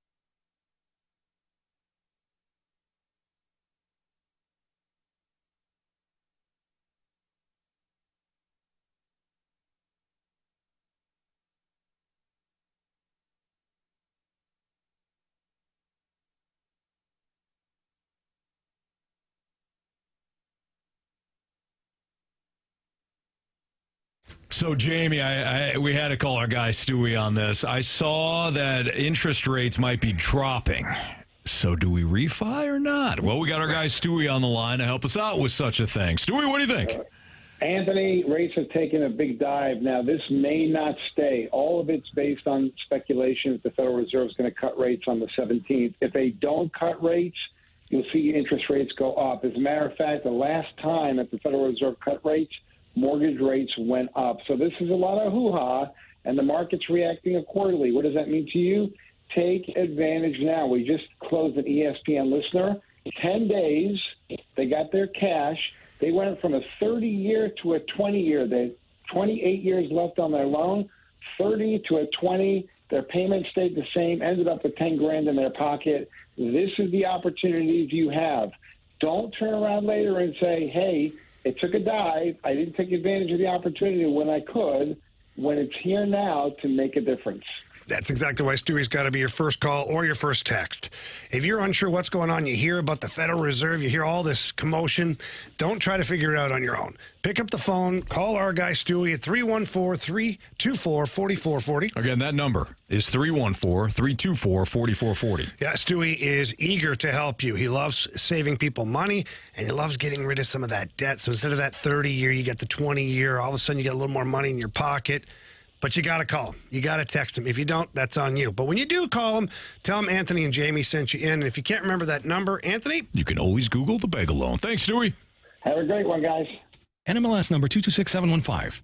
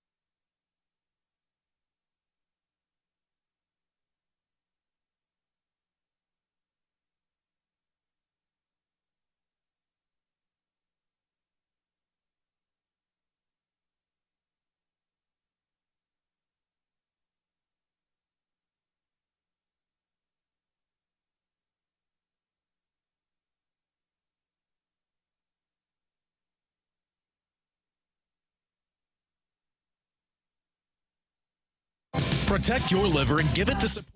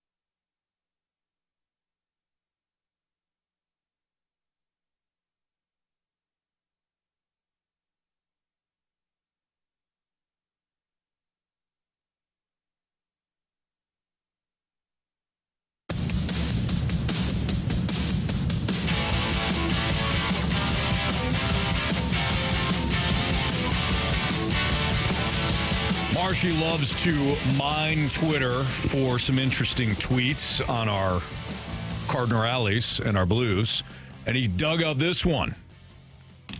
The third wild card is the worst, all caps, worst thing Manfred brought into baseball. All it does is reward teams that don't belong, and it sends a message to trash owners like DeWitt that mediocrity is okay. Oh, and what if the Cardinals somehow make it? We'll hear the gaslighting by DeWitt and Mo. I don't know if you hear much from Mo, but if DeWitt was spouting off about 83 wins being an achievement, you know you're going to hear the Cardinals make the playoffs. All about how that's the greatest thing since Albert Pujols was once manning first base for the Cardinals. Third wild card. I've always known exactly what it was for, and I appreciate it, but this STL fan is not wrong. It does reward teams for barely trying and getting rewarded for it. However, Carey, I think the bigger picture here is that Major League Baseball is a regional sport. We all know it. Agreed. We watch our Cardinals, and we might catch some national games from here, from time to time. It's not like the NFL where you zone in because it's only one game. You zone in on your favorite team, and then you watch the Sunday night game, the Monday night game, the Thursday night game. You're all about it. College football, same deal. Marsh loves his Iowa State Cyclones. Boy, does he ever. Big win on Huge Saturday. win. Huge win. He loves his Iowa State Cyclones. Who picked? Yeah. Is that his team? It's his team. You saw the picture from 9 years ago? Yeah. Marsh, whoever Iowa State is playing this weekend, I'm sure Marsh is going to tune into his Cyclones and then check out the big games in college football, Ohio State and Texas, for example. Yeah. It's a national sport. That's Jamie's Longhorns. Thank you. But baseball, obviously regional. So that third wild card keeps more teams in it longer. That's a good thing for baseball. But I don't disagree that it helps these owners that are like, we'll kind of try. Maybe we'll pick up a pitcher, maybe not. And we still might make the wild card. So I think both things are true in this instance. That sounds like the St. Louis Cardinals you were talking about specifically. Now, Carey. Maybe we'll pick up a pitcher. Jump to conclusion. That sounded. I mean, it's almost like he was in the meeting when they called and said, "You got to bring somebody up this offseason. You got to bring somebody in this offseason. All right, bring a pitcher in. We'll make the wild card. Third. You're okay with that? Okay. No, I'm not okay with it. In fairness, don't you put that evil on me, Ricky Bobby. In fairness, you did. In fairness, the Cardinals have already had this thought before the third wild card. Well, yeah. You know what I mean? Like, if your owner believes in that, your owner's going to believe in that. You know? Yeah. I mean, I do think it does. It gives each team an opportunity to say they have a chance. Mm-hmm. And I'm looking at I think the Phillies were a third wild card team the year they made it. The year that they beat the Cardinals, right? Huh? You were not listening. No, I wasn't listening. I was reading Anthony the snake never listens. Yes, I do. Whoa. What do we not use, Carey? Anthony very rarely listens when I'm talking. Then he gets mad at me and you for not listening to his damn teasers at the end of a segment. As the segment is over, I'm checked out, but we're in the segment. Can't be checked out in. And he's literally, you weren't here the other day, Jamie. I was talking to this man, and he literally looked at me and said, "What?" What'd you say? No, in fairness, I did answer you, but you knew because you know me. I wasn't paying attention then. You were giving a very generic He was like, answer. "Yeah." I was like, Yeah. So that you don't get embarrassed in front of the class. You didn't hear what I said, did you? He said, "Nah, not at all." What'd you say? And I was honest with you.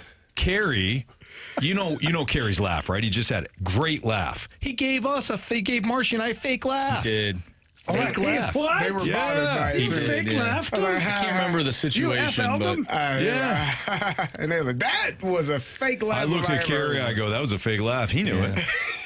I was like, you're right. Anyways, Carey, what were you saying? I don't remember now. Okay. I forgot. And you have no ownership in that, and you want me to care. I don't know You're what not I going to said. care about your work. How is everybody else going to care? I was saying the wild card, the third wild card. The Phillies made it to the World Series, and the Diamondbacks made it to the World Series from the third wild card spot, if I'm not mistaken. So it's working. Hey, it is possible. It's working.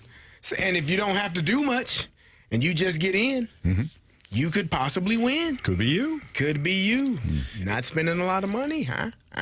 Now, is this for the team that actually gets into the playoffs as that third wild card spot, or is this situation more so reflected upon the teams that are around the third wild And card I think spot? that's an amazing bit of information right there because, yes, see, that's the thing, and Marshy's 100% right. When you look at the standings, like right now, the Cincinnati Reds, the Diamondbacks, the Cardinals, and even the Giants, for that matter, can still sell their fan base on, like, we were right there. We were right. No, you really weren't. And then that's just the National League. When you look at the American League, the Royals, the Rangers, the Guardians, the Rays, everybody's selling their. That's way too many teams. Way too many teams that are still in it. And I think that affects the game. I think that affects the trade deadline, the offseason, the free agent signings. Like, I just think, to Marshy's point, there's too many teams that think, wow, we were close. But it's up to the fan base not to be fooled. And that is fair to Yeah, but fans are fans. They look at it and they think they're close too, and they want to believe. Like Pete wants us to. Do they? They do. They do. People like to believe. People like Pete. People like Brandon. Everybody's like you, Anthony. Don't, because a week ago, you and Anthony were on the bandwagon. That was 2 weeks ago. It was and a week ago, They were wasn't it? under 500 at the time. They were at 500. I don't know if they were two. No, games they over. were exactly at 500 long because time I said ago. it was a new season. A week ago. This was 2 weeks ago. It was August 1st. You came in on Monday and said, all right, why not us no longer? Yeah, that was Last kinda Monday. rude. So Yeah, it was August 8th. Whatever. August 8th. It was either the 1st or the 8th. that would have been 2 weeks ago. I don't think it was the 8th. We need They to were pull up 500 the audio. heading into the San Diego series, and we said, why not us? This is a new season. We're 0-0. That's right. And they've played. Let me find this. They haven't played well. They've played okay. Yeah, and here's the thing. In defense of my guy Marshy and I, who's playing sick, by the way. Defensive Marshy This is and my I. flu And game. And I. You're right, correct. If you guys would have believed that we wouldn't be sitting here talking about the other Cardinals. No, we'd be are favored. 3.5 games back. I think you all were plenty to good go. until the New York series. That's And I right. think you're That's- right. that's all I'm so, being honest. so You're August 18th is What when you happened to all that were series, out. Carey? That was a week ago. Okay, You so said the it 8th. was a long No, week it was ago. the 1st. August 1st. It was not the first. Yes, it was. No. They went into play San Diego, and we went all the way up to the 18th. Oh, yeah, okay. That's when the 18th is when you stopped. That's when we So stopped. why not us? Yeah. Last Monday. We had a full 2 weeks. Last Monday, you said. I see what you're doing. Marsh is saying we said it for 2 weeks. You're saying a week ago we stopped. You guys are actually both right. No, we're right. Yeah, you're both right. Yeah, I'm saying just you were last just week. arguing with each other. Oh, Yeah. about the same thing. Yeah. Okay. I'm looking at the schedule. It was I the thought he San said he Diego stopped game. August 1st. No. It That's started. nonsense. It started August 1st. Jamie, I solved the mystery. Sure. He doesn't care. No, he doesn't. Not one bit. No, he's We not would paying have gotten away attention. with it, too, if it wasn't for you guys and your meddling dog.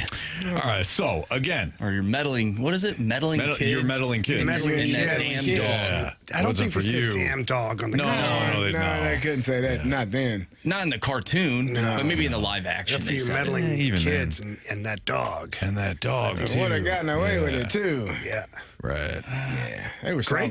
disguises, by the way. they were. Scooby-Doo They- high yeah. tech. Yeah. Yeah, are you Figure kidding that me out. with some of this? It's unbelievable. Pete. Like some of these crooks, they must have used all kinds of Old technology. man Jenkins, right? Old man Jenkins, he's got a barn. He can barely move. He's half drunk, but you know what? He's going to put together one hell of a goblin costume. It's unbelievable. I want They're someone way ahead of the time.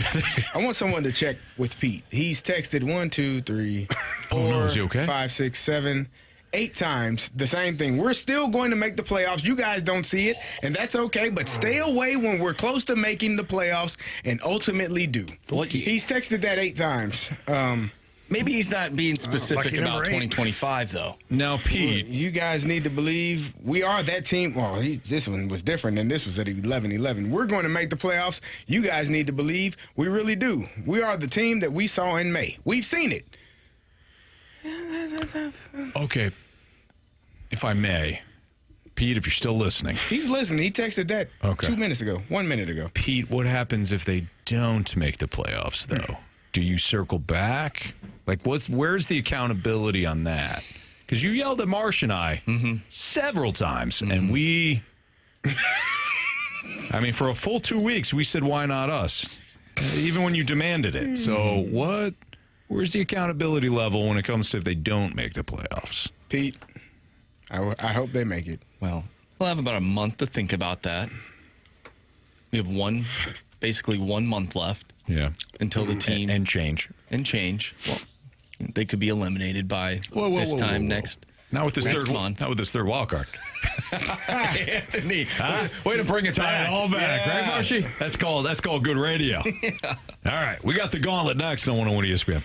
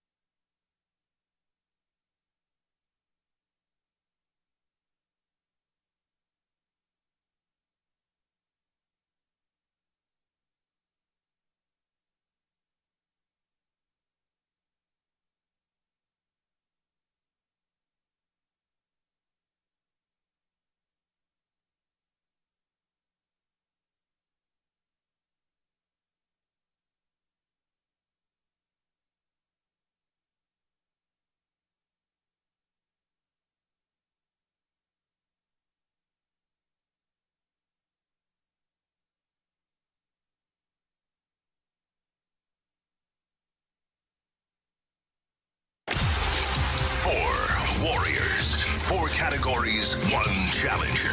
Can you survive the Gauntlet? Brought to you by Blue Note Roofing. Roofing, siding, and gutters. Visit BlueNoteRoofingSTL.com for a free inspection.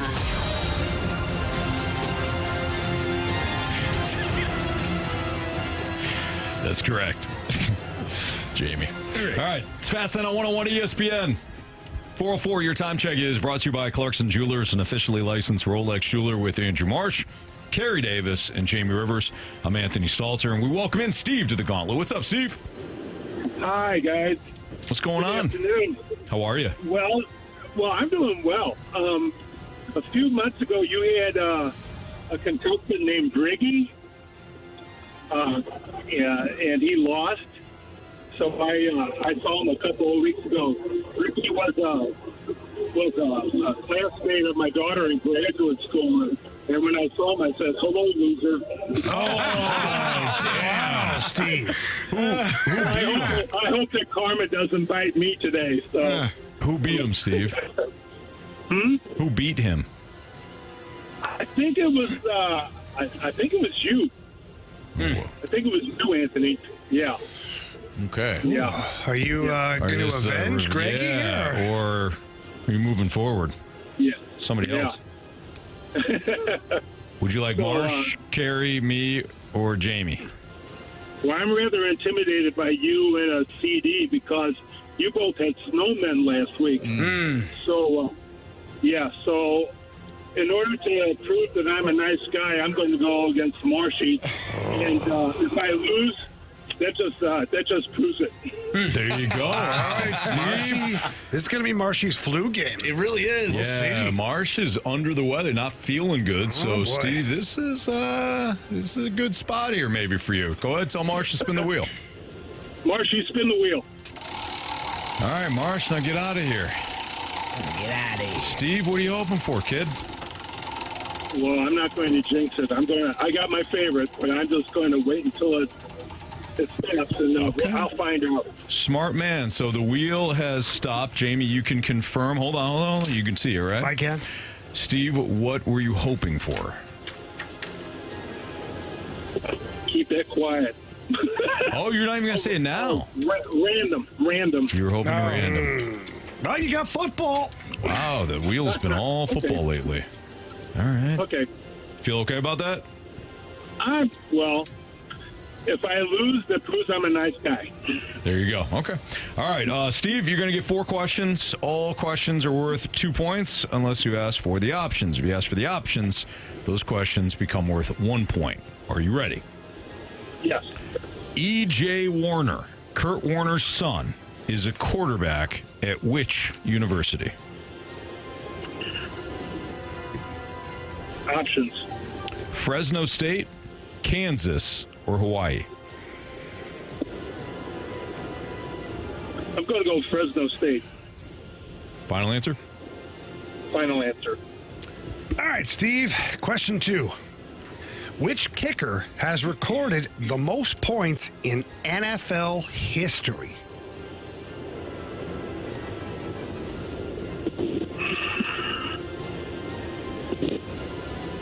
I want to go George Blanda, but I think I'm going to go with the options. All right.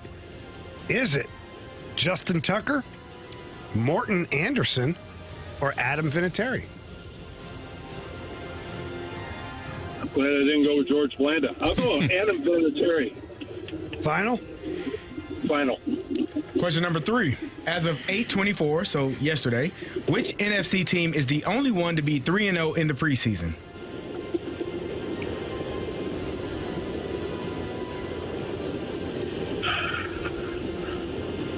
Option. Philadelphia Eagles, New York Giants, Chicago Bears.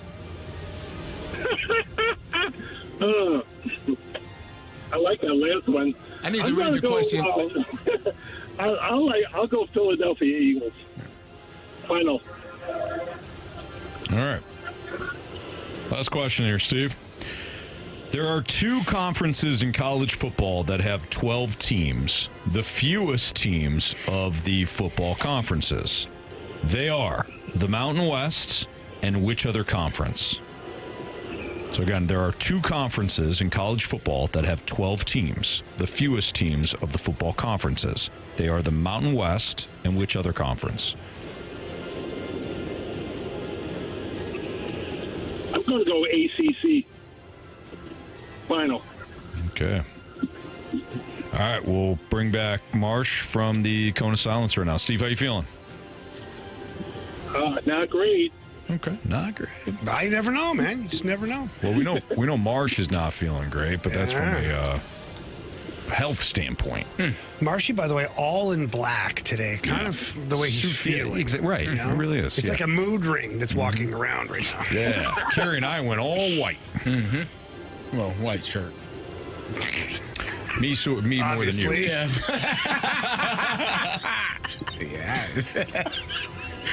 Yeah. All right, Marshy. Yes. You got football today. All right. Foosball. Pack a lunch. Sorry. Question 1. Carey and I both fell asleep there. Question 1. Yeah. E.J. Warner, Kurt Warner's son, is a quarterback at which university? Oh my gosh. Is it Fresno State?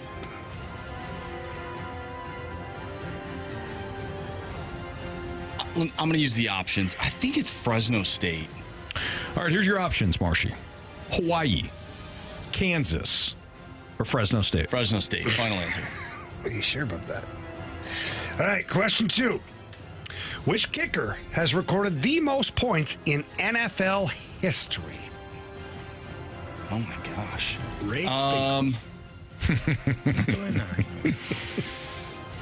Wow. Man, I think it's Adam Vinatieri. He's got to be on the list. He'll be between him, a couple other great kickers, but I think Adam Vinatieri is the guy. I'm going to go with him. Final answer. He played a long career with 2 great franchises. Adam Vinatieri. Question number 3. As of 8/24, which NFC team is the only one to be 3-0 in the postseason? In the preseason, excuse me. Oh wow. 3-0, you say? Wow, I have not paid that much attention to preseason records. That's disgusting. Shocker. Let's go ahead and use those options.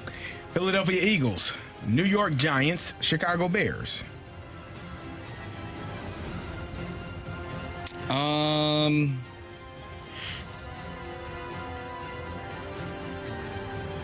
I think I know the Giants have won 2 games. I'm going to go with the Giants. I feel like they've had a pretty good preseason. I'll say the Giants, the New York Football Giants. Final answer.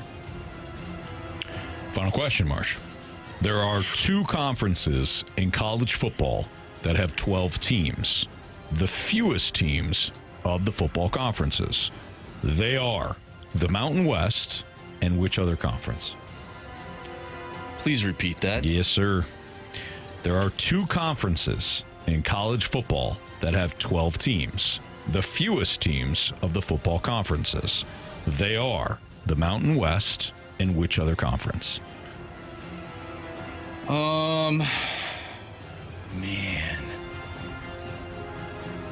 I feel like it's the ACC.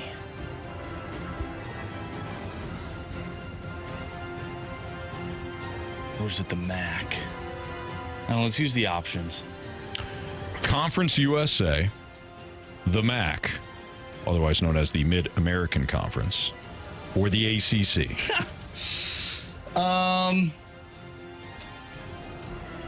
Was this question put on here because of you, Anthony? Sometimes we have to consider that to be a thing. That these questions are geared toward us, maybe to make fun of us. Is that a dig that the MAC doesn't have a lot of teams? I don't know. I'm going to go with the ACC, though. That was my first guess, so I'm going to stick with that. ACC, final answer.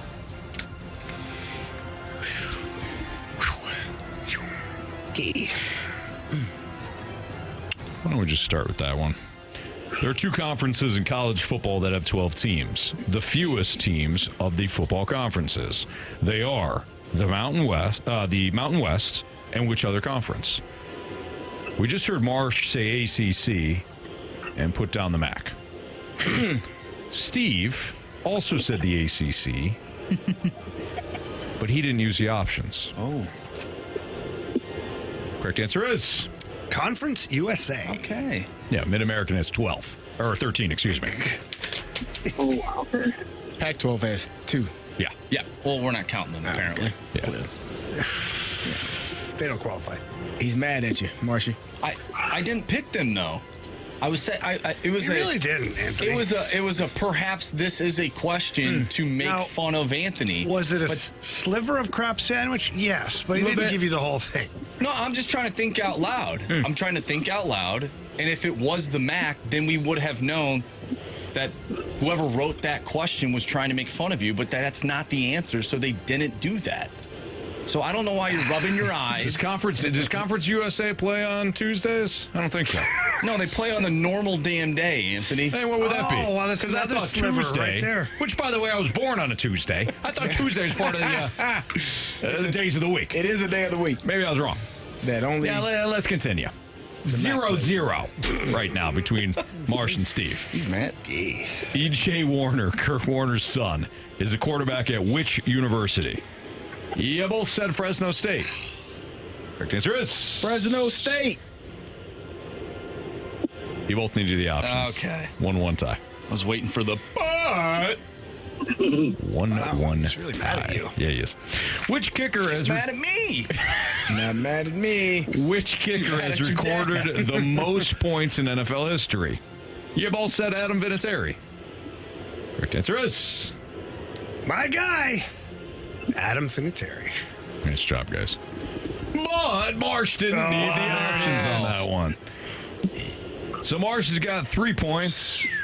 Steve has got 2 points. It comes down to this.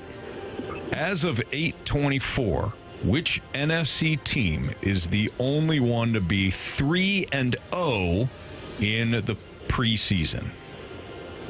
Marsh said the Giants. Steve said the Eagles. Yeah. If it's the Eagles, we've got ourselves a walk-off today.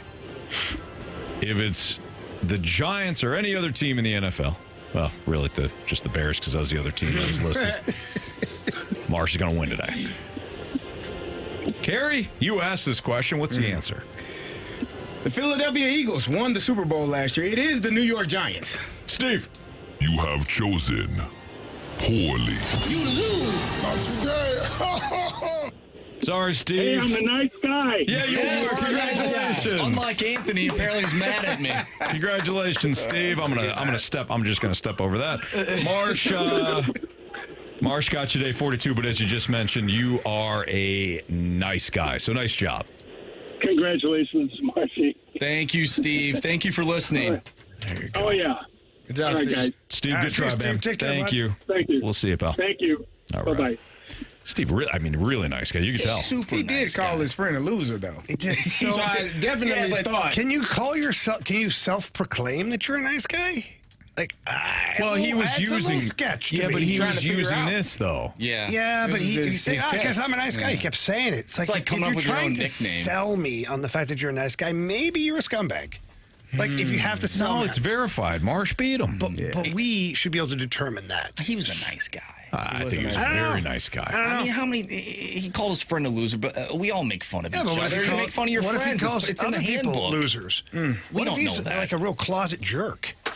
I don't think so. I think No, he's a I really think so. nice I guy. think Steve's nice He's a guy. guy that walks by and whispers terrible things to people, and then walks away smiling, acting like, "Oh, I'm the nicest guy," and holds the door for the next lady. Like, Come on, he doesn't whisper terrible things. I gotta watch that stuff. A real wolf in sheep's clothing. Jamie's calling it right now. Yeah. Yeah, it's Steve. He's not That's fooling me. sold on you, Steve. All right. Speaking of Marsh, he's got what's trending next.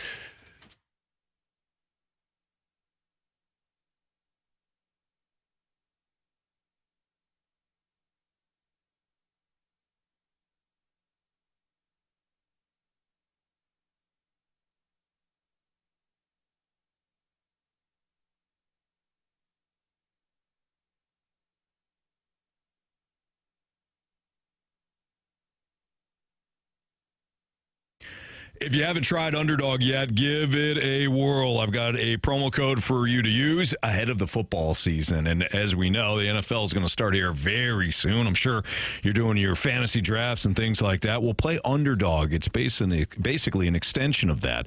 Very easy to play. Find a matchup that you like. Choose a player. Couple players, actually. Choose a couple players. Decide whether or not you think that they're going to go higher or lower on their stats. Build up your little card, and then if you win, you can win big. So if your entry is correct, you can win up to 5,000 times your cash, and you can play for as little as $1. So play for $1, $2, $10 if you want.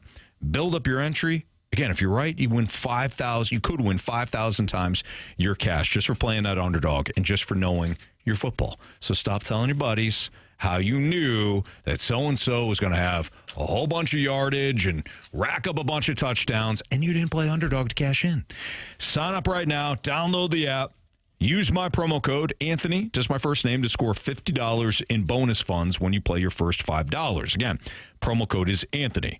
Millions of fans have already won billions making plays on Underdog, and you could be next. Underdog, make plays, win money. Must be 18 or older in present Missouri. Terms apply. See assets.underdogfantasy.com/web/play and get terms _DFS_.html for details. Concerned with your play, call 1-800-GAMBLER or visit www.ncpgambling.org.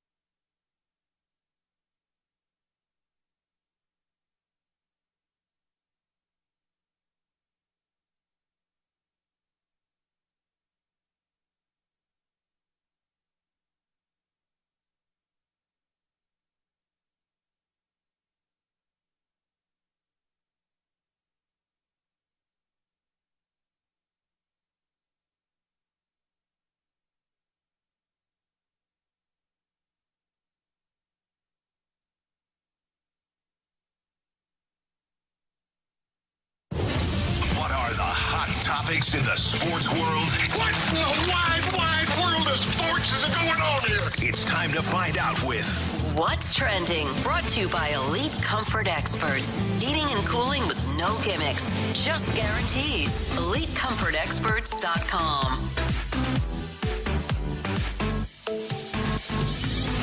Welcome back to the Fast Lane here on 101 ESPN with Anthony Stalter, Jamie Rivers, and Carey Davis. I'm Andrew Marsh, and it's time for What's Trending.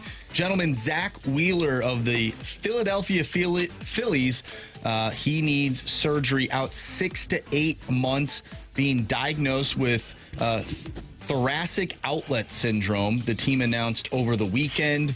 This is a huge deal for the Phillies. Do you think that they can overcome not having Zach Wheeler on their pursuit to a World Series? No. No. Okay. 100% no. No. Anybody else? No, it's fine. Anthony, you just ruined it for everybody. Well, no, I just, when it comes to postseason play, you typically have to have, I don't know, loaded pitching They're still loaded. in order to win. They're still loaded. Still have some good pitchers. Sanchez is. Oh, I'm sorry, Zach Wheeler's still healthy? I must have missed it when No. Marsh just said that he's done for the year. Did he rejoin the rotation since Marsh said it? Anthony's 1 of 5. Christopher Sanchez is. He's very good. The Cy Young favorite for that team. He's been outstanding. Outstanding this year. Him and Zach Wheeler together form a lethal combination. But you just heard that Zach Wheeler is out. Bingo. So you think they're just done? Yeah. No, I don't think they're done playing. They'll play out the rest of the regular season. Maybe they win a postseason series or two. They're not going to win the World Series. In all fairness, though, Eric Fetty's still out there if they need to add. Yeah, that's I don't true. Think they're looking. Something about it. He could be great for pregame. Pregame? Get the boys warmed up. Get the Somewhere in offense the warmed morning. up. With a little cage in front of him. Yeah. See how he does? Get the L cage going. If he could just wheel out his own L cage. I think he did. L screen. That's That- the Put out in problem. front of him. We have a new wheeler. It's the guy wheeling out the L screen. The L screen. Yeah. Call the cage L I screen. don't think that they are done. Aaronola just got back. Like they are. Yeah, it hurts. But I don't know. They're going to make it to the World Series? Because that was They the did a question. couple of years ago. With who? Zach Wheeler and Aaronola. That's correct. And now they got Aaronola and Sanchez. This version of Aaronola is not that version. Yeah, He was he's hurt. having a tough one here. He was hurt. It's He's confidence. healthy It's now. confidence, sir. He's healthy now. He's back. His ERA was hurt. Yeah, he's getting roughed up. All right. Well, I don't know why you guys are looking at me like I'm insane for saying Well, that. that's You kind nothing of new. Zach- That's Zach nothing to do with Wheeler. what you said. Anthony, you know you're kind of insane, right? Yeah, but that's Right. like, conversations that we have off air. Ranger But I'm Suarez talking is about right still now. pitching well. Like, what do you think, man? All I'm saying is, yes, it hurts. Do you stop playing, Anthony? Do you just turn I'm it not in? saying they should stop playing. Yeah, why are you telling them to give up? He's saying I am not telling them to basically get saying up. the season is over for these guys. No, I am Zach not. Wheeler, he's done, and you're done. All right, Gary, you're a basketball fan. I am. Let's just say your Warriors back in the day. Say it's not Think even that's kinda different? Let's not even say it's a Kevin Durant situation. Think it's much different? Right? Kevin Durant's not in. This is one of the other years that they won. It's different. And they lose Steph Curry. Steph Curry he plays offense. Does Zach Wheeler? No. But he limits the other team's offense. That's for damn sure. So if you take away the best defensive player, well, honestly, Warriors you could- lose Steph Curry. They literally That'll be just fine. they I don't did this think postseason, that's and the same they had a thing. chance to go to the finals. And What happened? He got injured, and they lost that round. That's correct. because he didn't score any points. They didn't have the offense. Steph ain't a stopper. You know what I mean? Zach Wheeler ain't Kyle Schwarber. No, he's Bryce Harper. He hit a lot of home runs this year. Zach, he did? Yeah. No, Zach. Oh, Zach? Yeah, he hit a bunch. No, That's what I'm saying. What I don't Zach, think that what that's- Zach does, what I don't Zach think that Wheeler that's does, comparable. is suffocate opposing offenses when it it's matters. outstanding. This process on the left side of the room right now is how the Cardinals are so bad right now. Yeah, because these guys They prioritize these two. offense over pitching. You know what you They said. Actually, you know what? It's what you didn't Still say. have pitchers I on noticed the you. roster. Unlike the Cardinals, who if they lost one pitcher, hell yeah, it's over. These guys got other guys. Does it hurt? Of course it does. How you Dodgers doing right now? No pitching. They're tied for the number one seed for the division. They're leading Which the is division, aren't they? embarrassing, by the way. They're leading the division, if aren't your they? Dodgers They go were down. into the postseason as They a were wild down card, by 4 games. that's embarrassing. 4 or 5 games. That's terrible. Don't worry about it. They're leading the division. They're at the top. I wish there was regulation. Why do you go back to baseball. that? Why do you get so bothered by that team? I wouldn't regulate playing with so the well? Rockies or the White Sox. I would regulate them. Why? It's embarrassing. Why are you so bothered? You have that unbelievable roster. Tell us why you you're stack angry. it right up. Tell us why. And then you go in as a wild card. Shame on you. They're leading their division. They're tied for the number 1 seed in their division. Okay, Carey. With another team that is stacked, but you don't want to talk about that team. Hey, listen, that team had to get a loan to pay. Thank you. They're trying. Thank you. Yeah. All right. Marcia, you got anything else for us? I was just going to bring up the dominating performance by Iowa State in Dublin. Yeah, your Iowa State dominated, Cyclones. I mean, they won by 3, but they could have won by more, Anthony. Yeah, they could have. They could have won by more. But they were smart. I'm sure the people that had the over in that game were wishing that touchdown did not get overturned. That couldn't, yeah. But that worked out real good for them. It did. It really did. As I was watching, I'm like, Iowa State is rooting for this kid's knee to be down. Their own kid. Why? Because it set him up at the 1. Just with you can just take the knees. Take knees, you're done. Some of us were rooting for... Not like Nancy Kerrigan. Some of us were rooting for the over in the first quarter. And some of us... What happened, Carey? Didn't get it. Some of us are spiteful. Did Jamie hit his play? Yeah, he did. So Carey's officially eliminated. Oh, wow, Carey. We weren't going to go there, but you really got a problem with Carey today. No, we talked about it on Friday. He's upset with me. As long as you didn't win, he was still mathematically in. But, Jamie, you missed it. He went the spite route because he said, and I quote, spite's got to win at some point. And it didn't. Which is why I put my bet the board in like 9:30 in the morning. That was smart. Good for you. Because you were going to get... That was smart. I knew it. An open championship of some sort. Oh, yeah. With the biggest odds. With the Tigers in the 9th. Underdogs. Down 5. 7. Was it 7? It was 5 when he gave me that crap sandwich. Well, it still was on there. It was live betting. We can do that. You know, we've given out a lot of crap sandwiches on this show. That was the only time I went, damn, we might have gone too far. Hey, you still go further. You're just hurting for no reason. You're trying to make other people hurt. I didn't even know there's odds at that point. It really weren't. They're like, let's just throw this number out there. Nobody's going to play this. All right. It's a fast lane on 101 ESPN. Major League Baseball might have a problem on their hands if you listen to what A.J. Przinsky said in a podcast over the weekend, using some comments by the Cardinals' very own Ollie Marmol. That's next on 101 ESPN.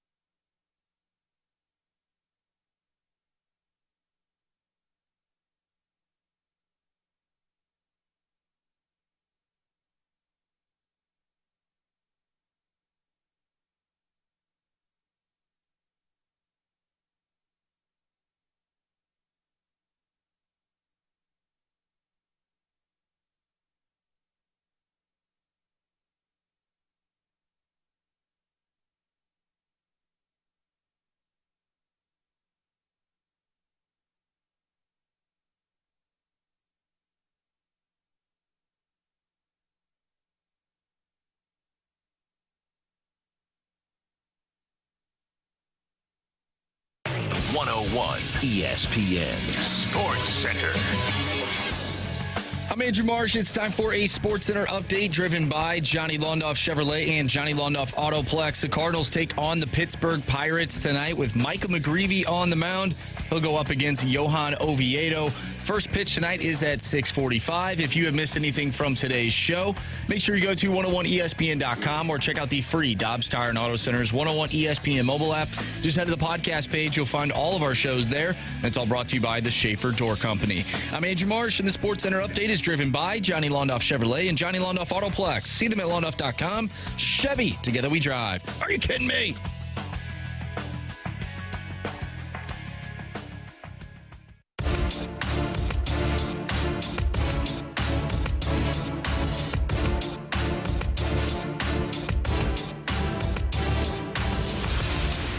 It's Fastlane on 101 ESPN. So AJ Przinsky was on the podcast Foul Territory, which I think is one that he co-hosts. And he actually brought up a conversation that he was having with Ollie Marmol.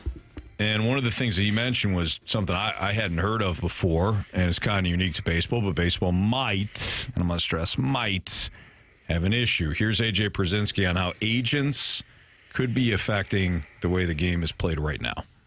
The thing about Ollie we were talking to him about different players around the league, and he's like, the things that are incentivized are home runs and walks, and they don't care about strikeouts. But he said it's hard to build offenses around 9 guys that strike out a lot, walk a lot, and hit home runs because you don't have 9 guys that can do that on an efficient enough level to score enough runs. So you also have to have the other guys, but they don't get paid to do that. And then we asked him, well, why don't you guys steal more bases?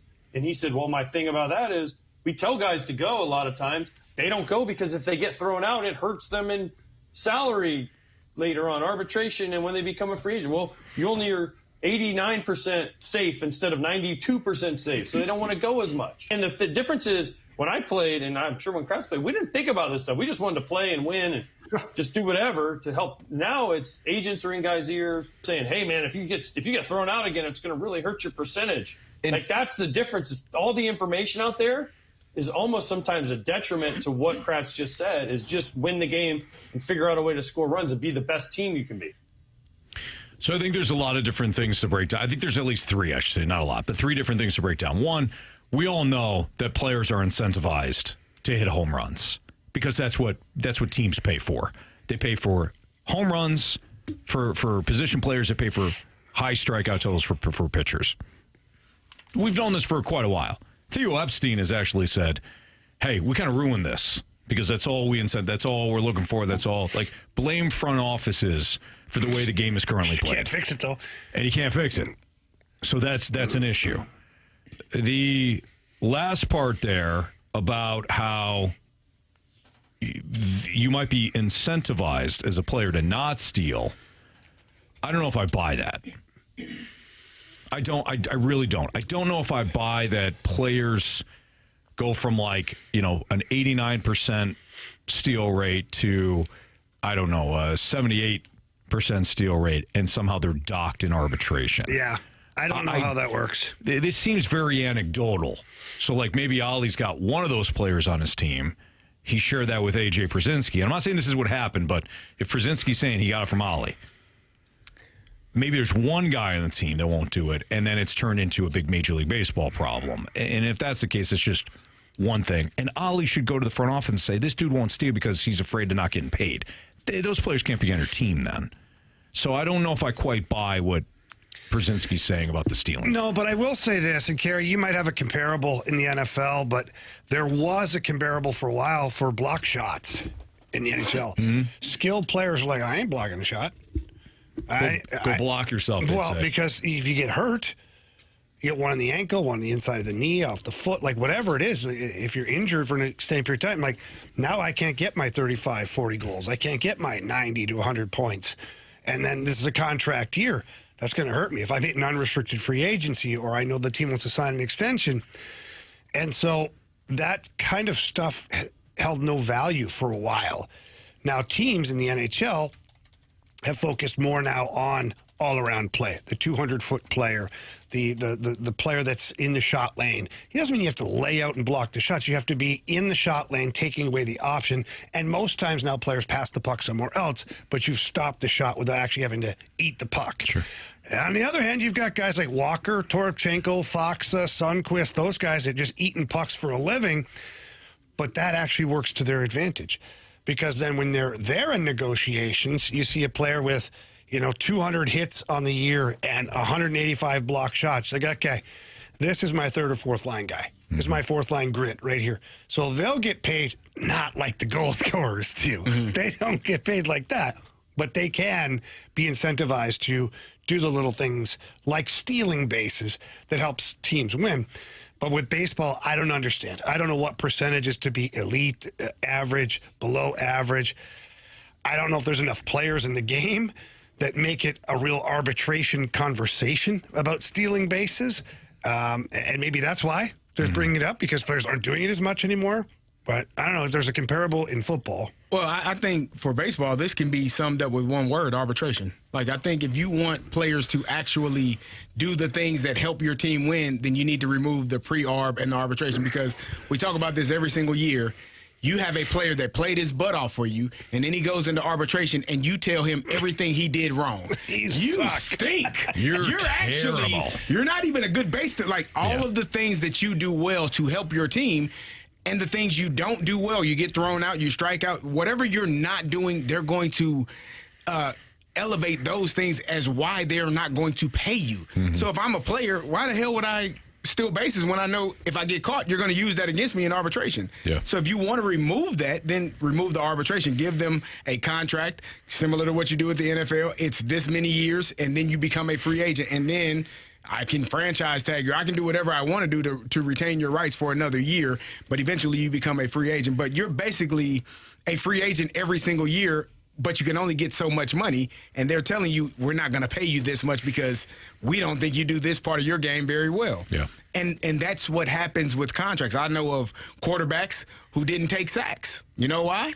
Or they didn't throw the ball away, and they did take sacks. You know why? Because their completion percentage goes down if they throw the ball. You think I'm throwing this ball away? You can sack me. Damn offensive line. Damn it, your fault.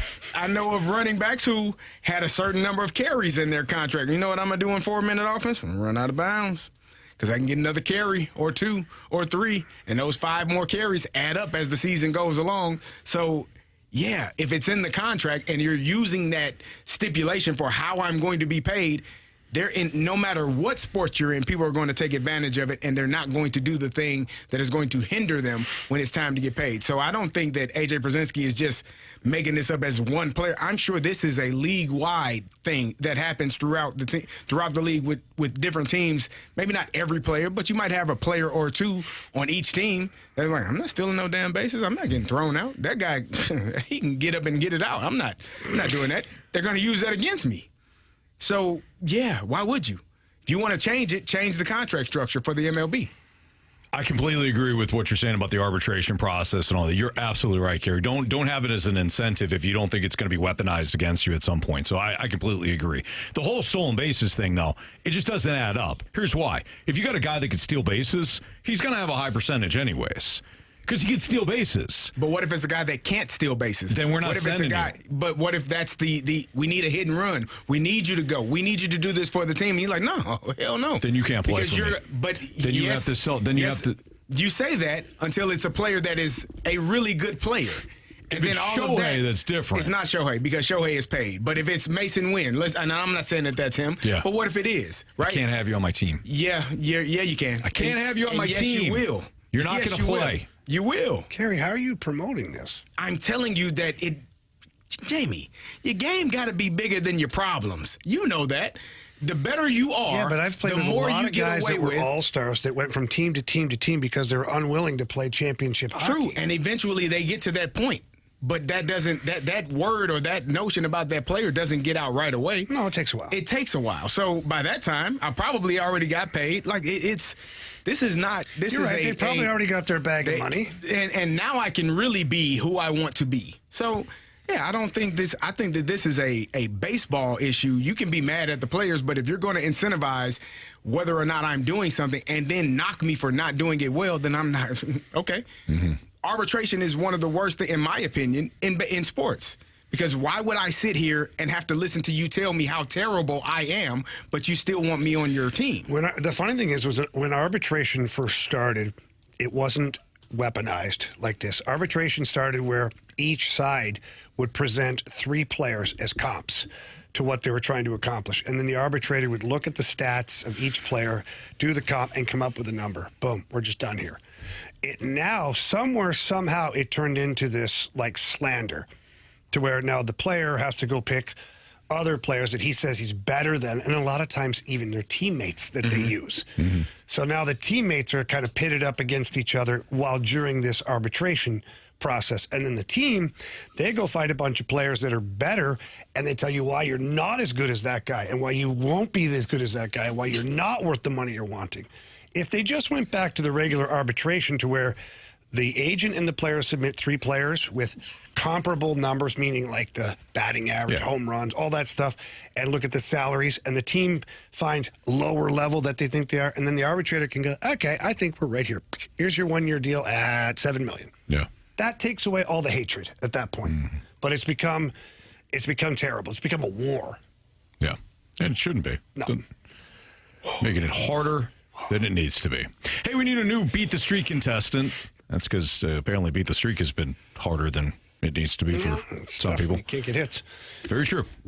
314-399-9646 is the Air Comfort Service text line. So if you want to play Beat the Streak, send in BTS to our Air Comfort Service text line. You have an opportunity to play. Plus, we got Bet the Board, where Jamie continues to absolutely just demolish us. He tried this last month. It's over. As he steamrolls to a 4th consecutive month. Over. He tried this last month, too. Nice job, He's Jamie. special, man. How'd that Nice work job. out? You're doing great. Very well for you. Very well. You're such a scumbag. In fact, I've called it three straight months now that Jamie would win Bet the Board. He's been playing. Yeah, but it's not because he believed it. And I'm going to put my reputation on the line again. You wanted to jinx me. I'm going to put my reputation on the line again and say Jamie's going to win it for a 4th. That's easy to say right now with as locked in as Jamie is. Beat the Streak. Bet the Board next on 101 ESPN.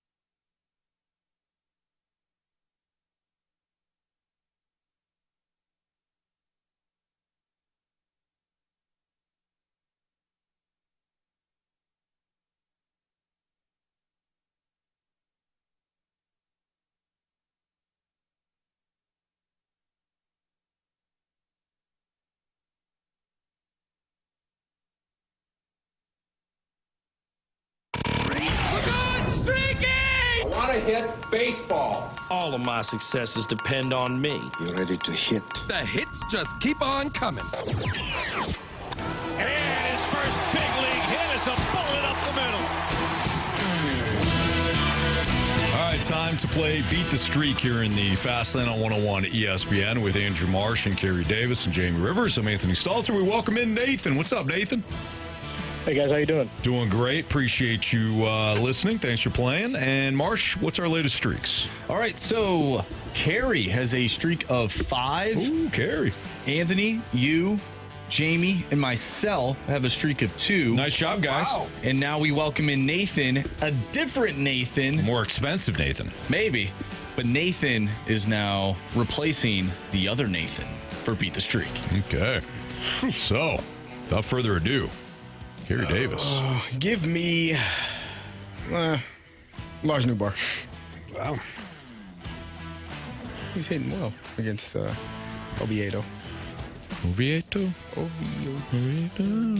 Who is it now? Who is it, Marsh? We all have 2, so. Yeah, whoever wants Jamie, to go for it, man. Why don't you hit one out of the park like Nathan Church did for you? Yeah, I go Alec Burleson. I'm gonna switch things up. I'm gonna go with Wilson Contreras. double down here with old Wilson Contreras. I got a feeling. Anthony, I like your strategy, doubling down. Give me Nathan Church. Take me to church. Loading up on the Cardinals, not usually smart. They are playing the Pirates. Yeah. Nathan, who would you like? I actually think Jordan Walker's going to turn around, so I'm going to go Jordan Walker. Okay, there you go. All right, so we loaded up on the old Cardinals. We love our Cardinals. Why not us, we say. You two say. Us. Tonight to get hits. Nobody's really saying. Well, I'm saying, get hits. Yeah, stuff. Maybe yeah. Nathan, best of luck to you, man. Yep, you too. All right, thank you. Yep, thank you. From Beat the Streak to Bet the Board.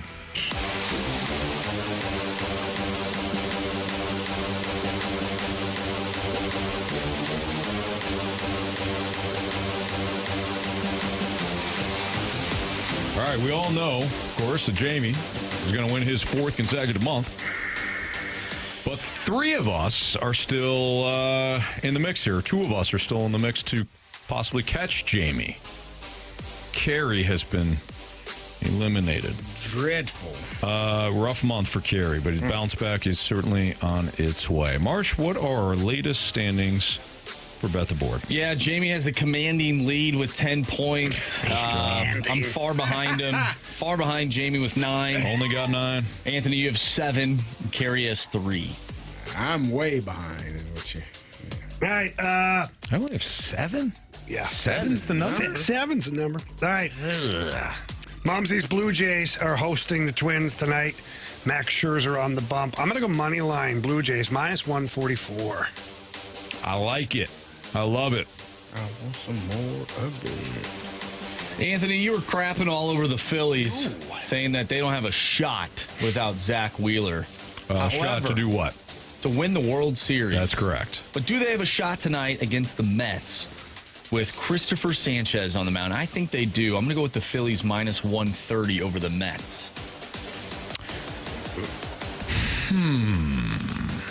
Yeah, that's a good play there, Marsh.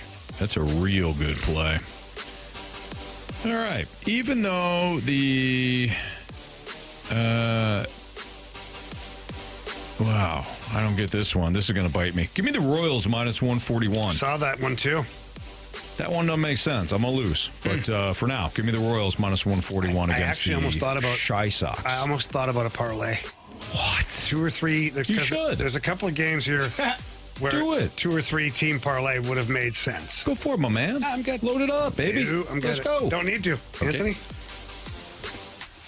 Oh, it's on me. Wait, Aaron, do I still have an extra play?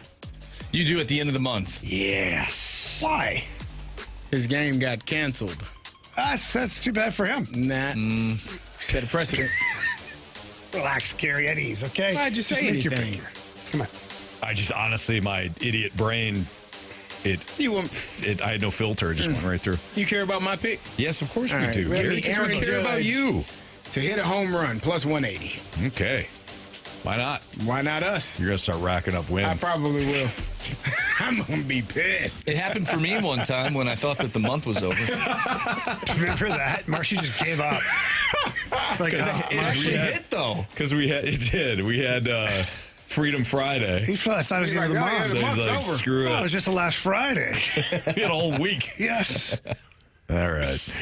We do have our Sports Six Packs coming up, so start sending in your questions if you don't mind. Air Comfort Service tax line 314-399-9646. Part 1 of the Sports Six Pack is next.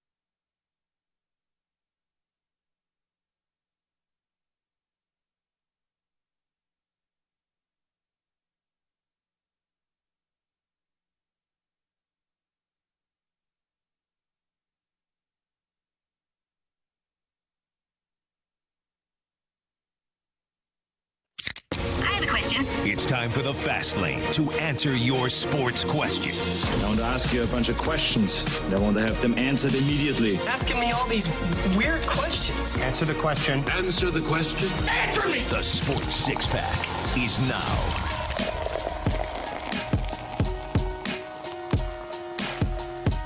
All right, let's do some Sports Six Packs. 503, your time check is brought to you by Clarkson Jewelers, an officially licensed Rolex jeweler. Marshy, question 1, please. Question number 1. All right, from the 314, do you recall a time during the DeWitt era where the near-term starting pitching outlook was as bleak as it is right now? Oh, yeah, it was... 2 years ago? 2 years ago. And there was a couple other years where it might have even been worse, but it's a little while ago. What? Really? Yeah. I don't know if I've ever thought that it was this bleak. You don't even have 5 guys. Oh, no, there's Five Guys right down the street. They do have What's good funny food. is they many just locations, throw all I the think. fries in the bag, I too. love it. Yeah. I appreciate it. Yeah. You can get a small and you get a lot of fries. But They don't have Five Guys to pitch. But well, they might. You got to go see our friends. They got better burgers. The dipping sauce is unbelievable. Small sliders. Small sliders. Yeah. New location opened in Ellisville. Mm-hmm. Yeah. That just made me hungry. Oh, we did get a text. They're so good. Earlier today, it Thanks for said, saving attention fast lane, especially Fat A Stalter. I tried small sliders. The Dr. Pepper shake lives up to all the hype. It's phenomenal. It's so phenomenal. I turned around at the next stoplight and got back in the drive-thru and got another one. Top tier stuff. That's awesome. From one of our texters. Yeah. Love it. Pretty good. No, I don't. I can't remember a time where the starting staff, like Splashback Deuce is saying, Jake Woodford and Dakota Hudson. Yeah, that's where I'm headed. But were they? I mean, Who else was there? Well, but I don't remember those two guys being in the same rotation for like an extended period of time. Maybe for a little bit because of injuries. John Gant. Remember, like, there was some guys Oh, there. it was bad. Don't get me wrong. John Gant had a good stretch there for Ron a spell. Yeah. Spell. Yeah. This was... then he kept walking people. I mean, granted, it was bad. It was bad when they acquired J. Happ and John Lester at the deadline. I mean, that rotation was bad too. That team made the playoffs, though. They certainly did. Yeah, they certainly did. Oh, I don't know, guys. Ron Gant was a really good player.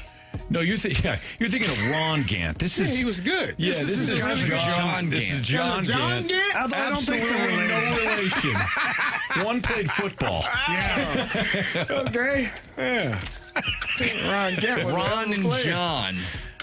Yeah. No, it was. They started a surf shop, actually. Yes, they did. Yes, they did. They did. It's bad. That's pretty bad. Last year's pretty bad, too. Yeah. He had Lance Lynn, Kyle Gibson, Miles Michaelis. Like, it wasn't great. No. It's been bad for a while. Yeah. Okay. Go ahead, Mark. Question number 2. Now. All right, from the 636, here comes football. Thank God. What's the one thing you'll miss this summer, or from the summer, and what's one thing you're so damn glad it's coming to an end? Boy, I can rattle off a couple of things that I'm excited about because it's over with. Fall weather, I absolutely love. Yeah. Kids are back in school. Oh, man. Because you want them to learn. Because I want them to learn. Of course. Football. I'm sorry, college football. NFL football. Monday night football. Eventually Tuesday night football. Wednesday night football. Thursday night football. We get a little Friday night football action every once in a while. Definitely in college, then a little in the pros. Saturday college football, of course, and Sunday with the NFL. Those are the things I love about this time of year. Who's playing football on Wednesday? Oh, the MAC will play on Wednesdays. What? Don't you worry. Yeah, they play on Wednesdays. Yeah. I thought it was Tuesday. It is. Oh, Maction is Tuesday and Wednesday. Yeah, we why just don't like they- to highlight Tuesday. Prime days. Yeah. Hey, Jamie, I have never seen a tough team play only on Saturdays. There's no adversity there. Oh, no, you're right. I'm excited about the fall, too. Illinois football this week. Friday night action. We play on Friday night, Anthony. There you go. You know? This will be your only Friday night game, probably. What? Why would you? What do you mean? Because the playoff football is on Saturday nights? Typically, Big Ten teams only play on Saturdays. Can't handle the weekday games, the travel and all that. Yeah. Soft. Yeah. I don't think so. Should be good ball. I'm excited. Blues hockey right around the corner, baby. Yeah. There was another part to that question. Well, it was one thing that we'll actually miss about the summer. Not all the things that we're excited about for fall. That's a few things to miss. I mean. And then one thing you won't miss. So, like, I'm just going to say it. We're not going to miss this Cardinals baseball season. I'm not going to miss it being hot and balls being wet and being thrown all over the place. I don't miss that. It's too hot. You get sweaty, and balls are thrown Too damn everywhere. hot for a penguin just to be walking around. Shouldn't be doing it. Yeah. I'll miss the lake. The lake. God, I miss the lake already. Whew. Yeah, I'll miss the lake. I miss hanging out at the house with the kids by the pool and doing things like that. So those are things that you absolutely miss. But then I look forward to sitting on the deck, watching TV, watching maybe football or some hockey, having a nice little bourbon on the rocks, and you're just sitting there chilling and you get a little fire pit going. I mean, every season has their thing, Anthony. you know? Absolutely.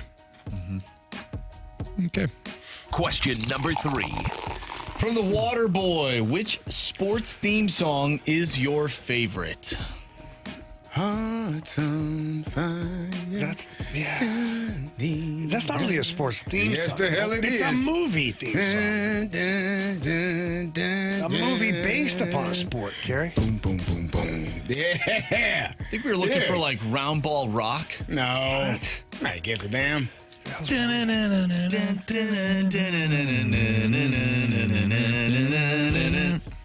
It's NBA, Jamie. Don't worry about it. Don't worry, I don't know. Boy, I remember when I was a kid and that music would come on. It was a The great NBA time to be playoffs. alive, Oh, wasn't it? man. It was probably And you Bulls, knew you were going to Knicks. get like Bulls, Knicks. Yeah. Knicks trying to literally kill the Soundtrack to Bulls. your life. While Michael Jordan floats over him. Yeah, I love it. You don't think the Rocky? Come on, man. Carey, well, nobody. I don't. Song. You guys. I love It's not the a theme song, though. It is. It's his theme song. Yeah, but it's a movie. Carey. That's real life, damn it. The hell are you talking about? I'm going to make my son watch Rocky 3 when we get home. You gotta face your You better make sure it's adversity. Rocky 4 if you want to play that song. Well, no, we're going to watch Rocky 3, and then we're going to watch Rocky 4. Yeah, whatever, Carey. No, we got to watch both. You should just start. I did that with my boys. At See, one point, I don't think he'll be. The 1 and 2 are not no, going I to keep didn't his care. attention. I made him sit there. I didn't care. Yeah. I got to go to the bathroom. I said, Yeah, hold sit it. down. I don't care. So Waterboy is giving us some options. Monday Night Football, Sunday Night Football, Sports Center, baseball Hockey tonight. Night in Canada is a good little anthem, too. Do that. How's that go? Oh, I can't think of it now. Sports Center just. Dun-dun-dun. Yes. it's kind of Dun-dun-dun. listening. Do you like the Monday Night Football team? No. Yeah, it's cool. I like it. You don't like it? I'm just crabby right now, Anthony. I apologize. Okay. All right. Yeah, no, that's okay. Yeah. I did because It's the last hour. He hated my Heart's on Fire. I love the song, Carey. You're just wrong with this one. I like the Monday Night Football team. Dun-dun, dun-dun, dun-dun, dun-dun, dun-dun, dun-dun,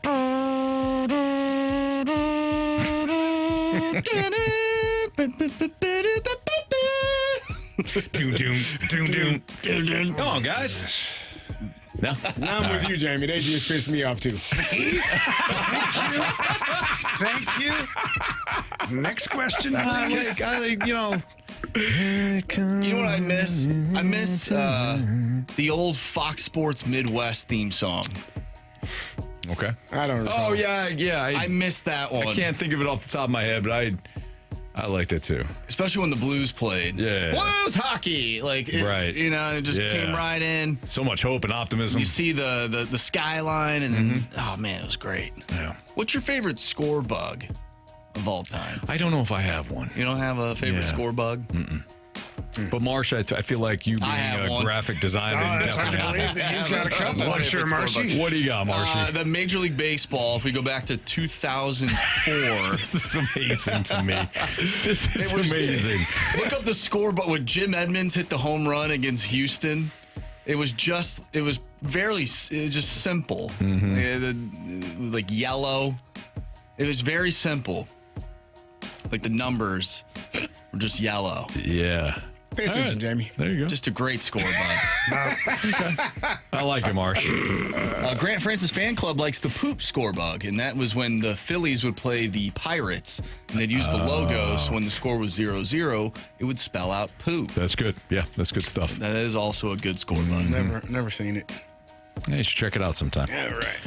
It's Fastlane on 101 ESPN. We're going to continue this outstanding program with part 2 of our Sports Six Pack next on 101 ESPN.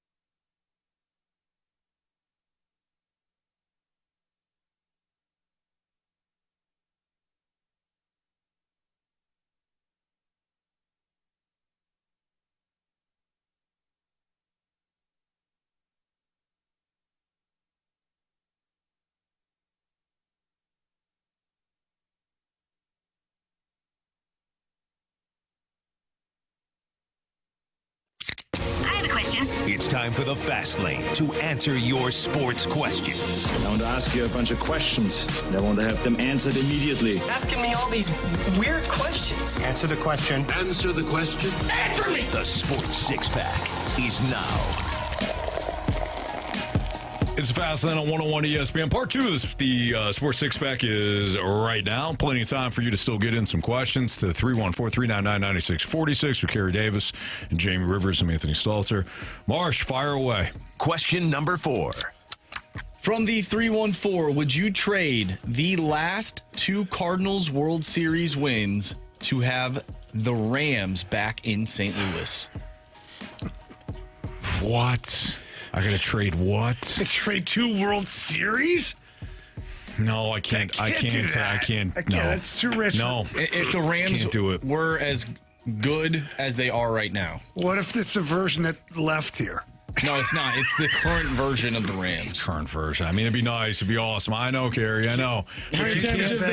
But you can't give back those memories for the Cardinals. Yeah, you create new ones. The Rams won the championship. Have you seen this team?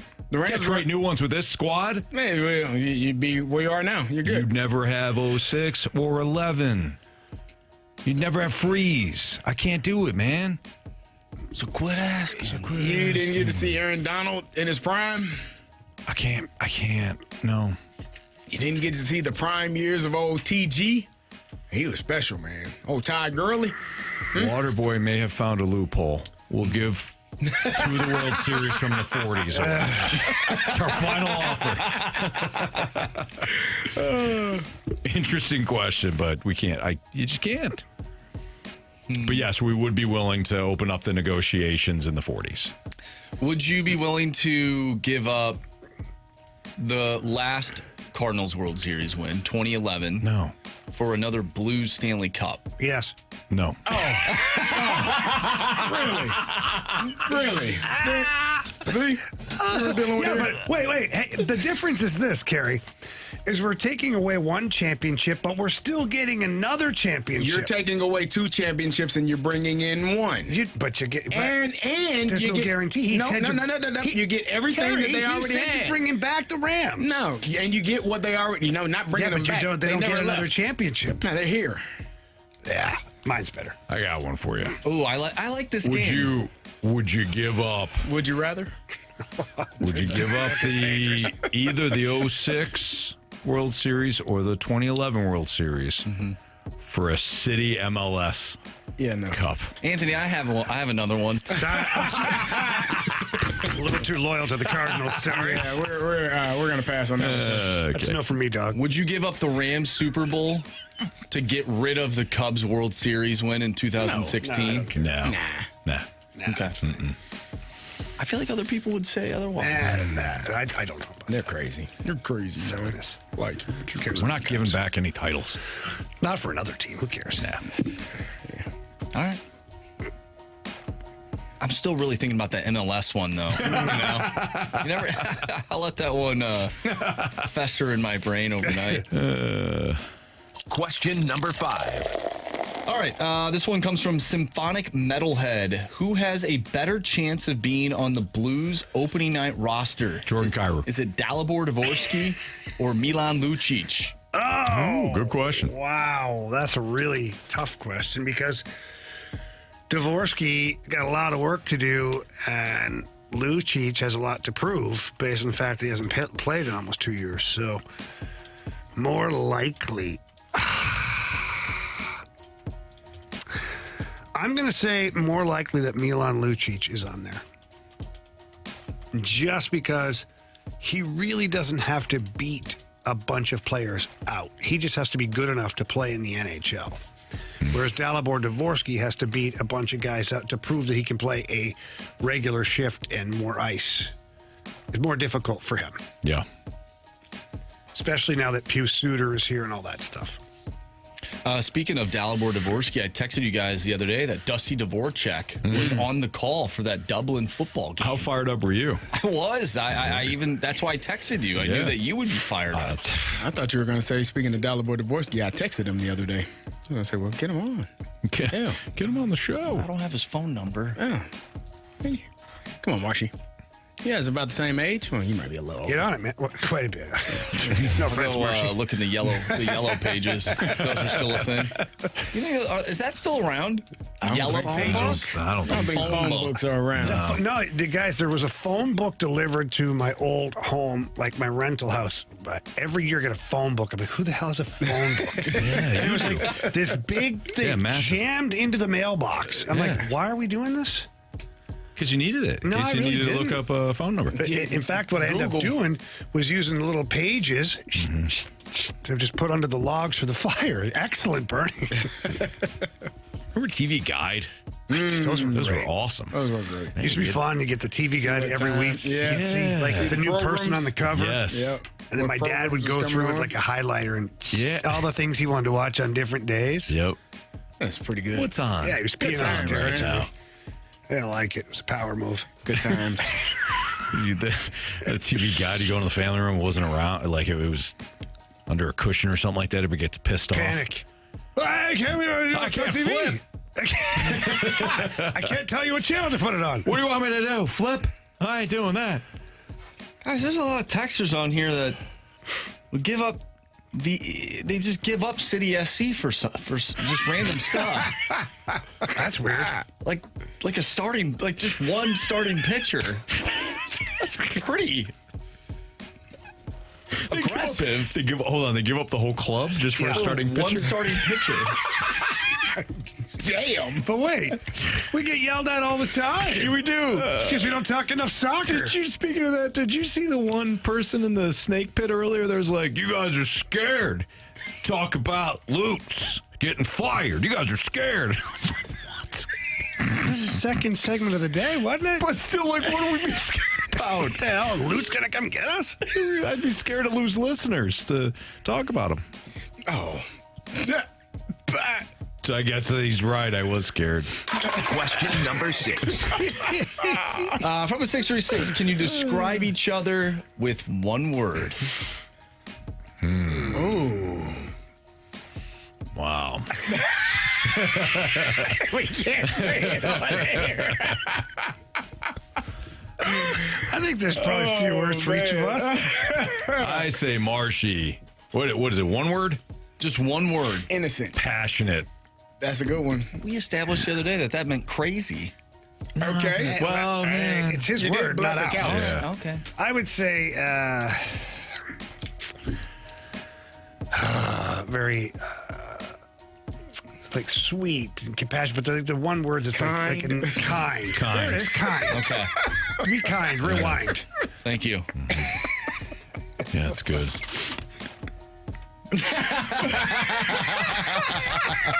That's funny. I feel like I'm It's not you. Loop. We don't know who it is. I don't know who it is, but it's hilarious. It's yeah. Thank you, 314. Master Sins is Jamie Bourbon. Okay. You can describe him as a drink. Drink it in, baby. Hell no. Waterboy says, I was waiting for this one. Wichita for me. Oh. I was waiting for that one.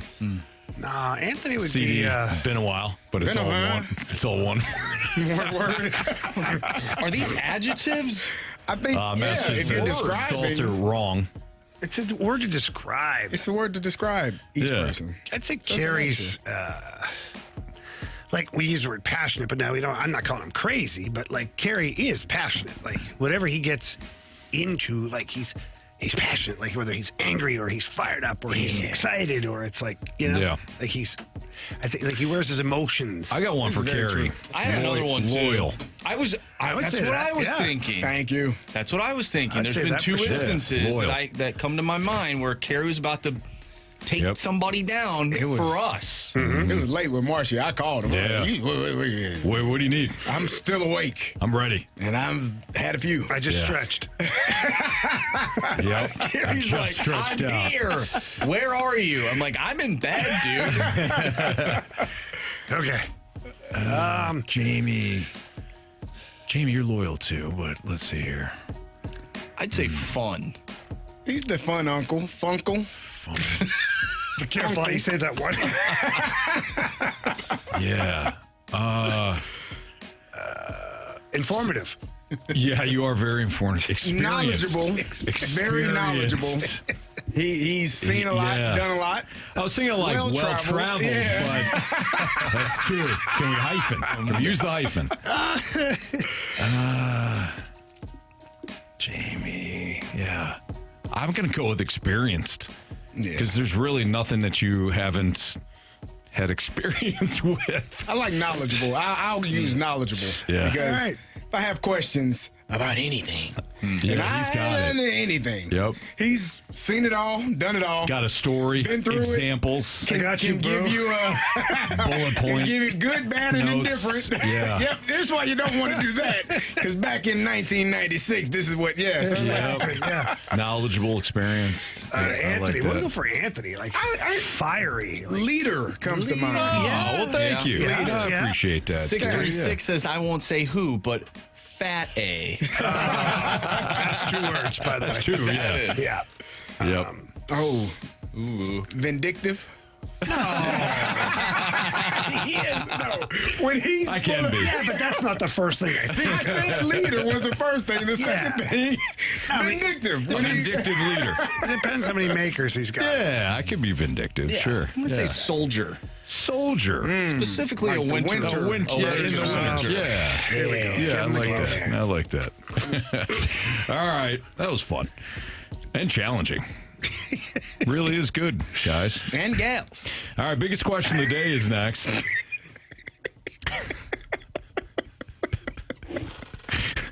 So awkward. I was wondering which one of you would say it. Carries all over it. All right, biggest question of the day is coming up next. Does Chaim Bloom need a bold first move? If there is history... Wouldn't it be Gersh? Okay. Hey, by the way, Chaim Bloom took over today at noon. 12:01. Could you please send Gersh to my office? Tell him to bring his playbook. Don't leave yet. Tell him to bring the birthday party along. All right, biggest question of the day next on 101 ESPN.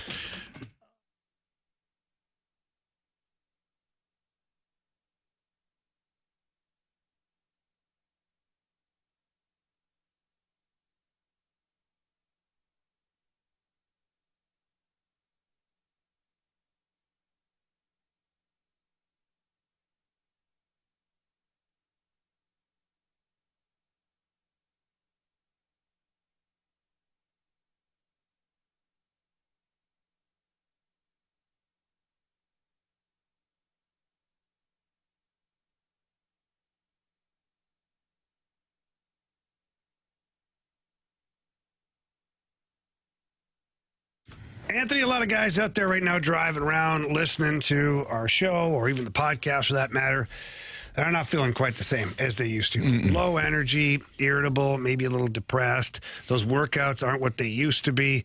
Maybe your relationship ain't what it used to be. All of these things that are affecting you. Think, man, what can I do? I don't know what to do. Let me tell you. Head over to Mentality because you're probably suffering from low testosterone, maybe even other elements as well, to other vitamin deficiencies. That's what we did. We head into Mentality, 2 locations, by the way, South County and Chesterfield. Walk in, same staff for that matter. And you're going to sit down, talk to a board-certified representative, and then you do the blood panel, and then from there they get the answers. For me, it was low testosterone and other vitamin deficiencies. And then I upped my game even more, got on the old peptides train, and it's been miraculous for me. I felt great ever since. You say relationship, right? How about relationships? Relationship with yourself, your spouse, your significant other, your kids. Be the person you want to be. It doesn't have to be some scary thing either. Jamie and I, went down to Mentality. We sat down with their board-certified physicians. We told them how we were feeling. They understood. They see it all the time. Drew the blood for Jamie. Same deal with me. Low testosterone, deficient on some other vitamins. They got me on their program. I feel great. I feel that my mood is stabilized, right? I love the fact I got energy throughout the whole week, but I really feel it on the weekends. I talk about it all the time, whether I'm doing household chores and running around with the kids, doing whatever. I feel great. You can too. Visit mentalityhealth.com/radio. You can book your appointment there or just go down and see them. Tell them Jamie and Anthony sent you in. It's Mentality.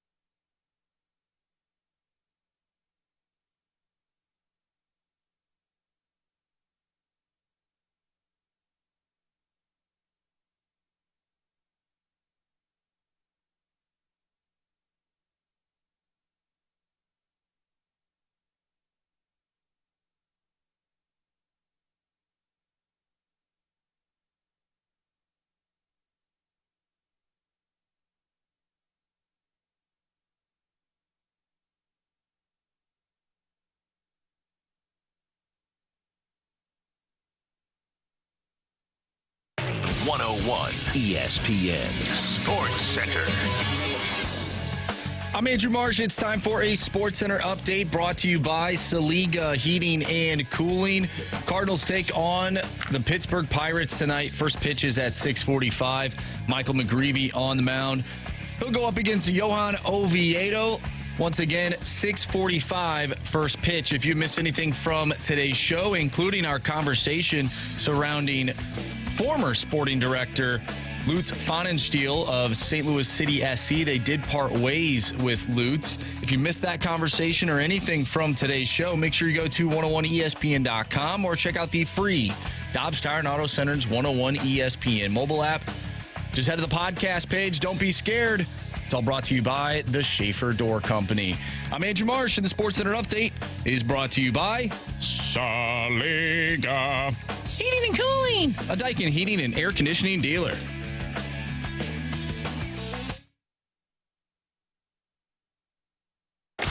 Biggest question of the day, brought to you by Mentality. Our patients experience a 30% increase in testosterone levels. Reclaim your health at mentalityhealth.com/radio. Time for the biggest question of the day. I was watching something over the weekend on like the early stages of the Boston Red Sox in like 2004, right? And Theo Epstein takes over. And one of the first signings he had, I think within the first couple of weeks, was David Ortiz. And it wasn't a big move. Ortiz at the time was not a household name yet. You know, he's kind of undervalued maybe in Minnesota, didn't really have a spot. So Theo Epstein winds up signing him. And, of course, as we know, paved the way for a couple of different World Series in the 2000s. And then another, unfortunately, at the Cardinals. Beat them twice. It really does seem that any new GM, or in this case for Chaim Bloom, president, when they come in, there's usually a bold-ish move or decision that is made to set the team up for future success. Theo Epstein, again, signed Ortiz. A couple of years later, of course, he traded Nomar. But Jeff Luna tore it down immediately. Got rid of anybody with a big contract, Hunter, or that could get paid. Hunter Pence, Michael Bourne, anyone with any sort of value. Dave Dombrowski, when he took over for the Tigers, tore it down, wound up trading for Miguel Cabrera. Goes to the Red Sox. Within 2 months of being hired, he traded Craig Kimbrell, then signed Price. Even Andrew Friedman, he was handed a big payroll, but immediately traded away Matt Kemp and D. Gordon, Billy Beane. Traded McGuire. There seems to be a big move. Brian Sabian, when he took over in San Francisco, Matt Williams was beloved. First move was he traded him to Cleveland for a handful of players, one of which was Jeff Kent. So there's always kind of a big move in baseball. What do you guys think Bloom's move is? Because I don't think it's just going to be sit on your hands and do nothing. I don't think the big move's coming, man. Maybe not a big move, but just a decision. Yeah. Would securing a trade for Nolan Arenado be considered big? Yeah. Like if he's able to somehow make that work? Yeah. Because otherwise, Anthony, I'm sorry, I don't see What if it's trading Newt? Okay, but for pitching? Is that really that big? I think that if he can land a cost control pitcher. You think you are? I would hope so, yeah. For Newt? Jamie, front offices are led by, as we know, spreadsheets. Intelligent people. And Newt is the poster child of spreadsheets. They also have time on injured list on those spreadsheets. No, it's a separate column. You have to click. You have to click a different sheet, Jamie. It's pretty front and center. That's one thing that we know for sure about Lars Nootbaar that people know all over the league. Because I see lots of different people talk about it. Nobody pays attention to those things. All right. So Jamie says not going to make a move. I think he'll make a move, but nothing that's going to be like, oh, he's kicking open the front door. He's announcing his presence. I don't think that was my voice, by the way. I just did that. I wasn't doing why you did that. Yours is way different. That's what I'm saying. Why did he? I think I changed my word for Jamie. I think disrespectful. Shut up. He's proved his point. I was just saying. I think it will be. Well, I know you were just saying. Go ahead. It's going to have to be a trade. Yeah. And if it is Nolan Arenado, if you are able to move that contract, which I think has proven to be incredibly hard for a player that is a little bit older and struggling at the plate and also has a no-trade clause, that has proven to be extremely difficult because he hasn't been willing to, waive his no-trade clause. I think that's going to be, if he's able to do that, because it does two things. It gets money off the books, maybe not as much as you like, but it does open up a roster spot. And I think it's going to have to be more than just that one trade. I think he's going to have to make a couple of moves this offseason to alleviate some of the pressure you have in terms of who's playing where and how do you get these guys opportunities to play. Like, there's really nothing you can do other than trading away some of these players to open up those spots, in the lineup. Because you got too many guys right now and you don't have enough spots. So I do think trading some of those position players for some pitchers, maybe that's where the pitching help comes from. But yeah, he's going to have to make a move. I don't think you can go into 2026 with this exact roster and potentially add JJ Wetherholt and think that you're going to be just fine. Mm-hmm. You're going to have to make an upgrade, in my opinion, at the catcher position, at the third base spot, whether that's and again, Nolan Arenado is great defensive third baseman, but you want some pop or some power, you're going to have to make an upgrade there, and you got to solidify what the hell is going on in the outfield. Like, you have to figure it out. So he's got some work to do. He's not walking into a clean situation where this team is ready to roll and put themselves in a position to be a playoff contender and a championship contender. So he's got work to do, but I do think it will be via trade the first big move that he has. Yeah, I do too. I think you will. I think he'll look at this depth of left-handed hitters that he has. It's also congesting things that we've talked about, and he's going to need pitching. I mean, we led off the show today talking about the massive issue when it comes to pitching. He's going to have to. He's going to have to do something here, and it might be a move that we all look at and are like, really? That's what you're going to do? And then it winds up being, hopefully, something that turns the tide for this pitching staff. We can hope, Jamie. Yeah, we can. Okay. We sure can. We can hope. Yep. Hope in one hand. Shake somebody's hand with the other. You're absolutely right. That's professional. All right. What we learned, 3 stars of the day next on 101 ESPN.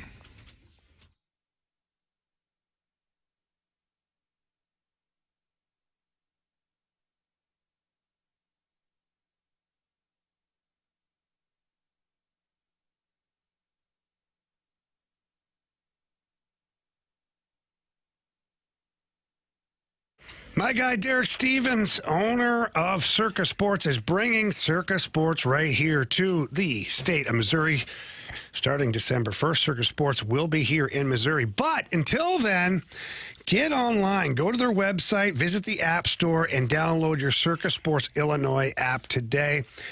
Daily wagers available, whether it's player props, parlays, whether it's a futures bet. Maybe you got a great line on a NFL team, a little bit of a long shot, but you want to put a little bit of money down on that. Go ahead and do it. Circa has that available for you. They've also got tight money line splits and the best odds of any app that is out there. If you don't believe me, download the other apps, compare all the odds, and you will see that Circa Sports has them beat. They also have high betting limits. And it's just a lot of fun. And, talking about just games that are available tonight on the docket. I had Mama Rivers Blue Jays on there earlier at -144. Check it out, your Circa Sports Illinois app. Lots of fun to use it. So please don't miss out on any of the action that's available on a daily basis.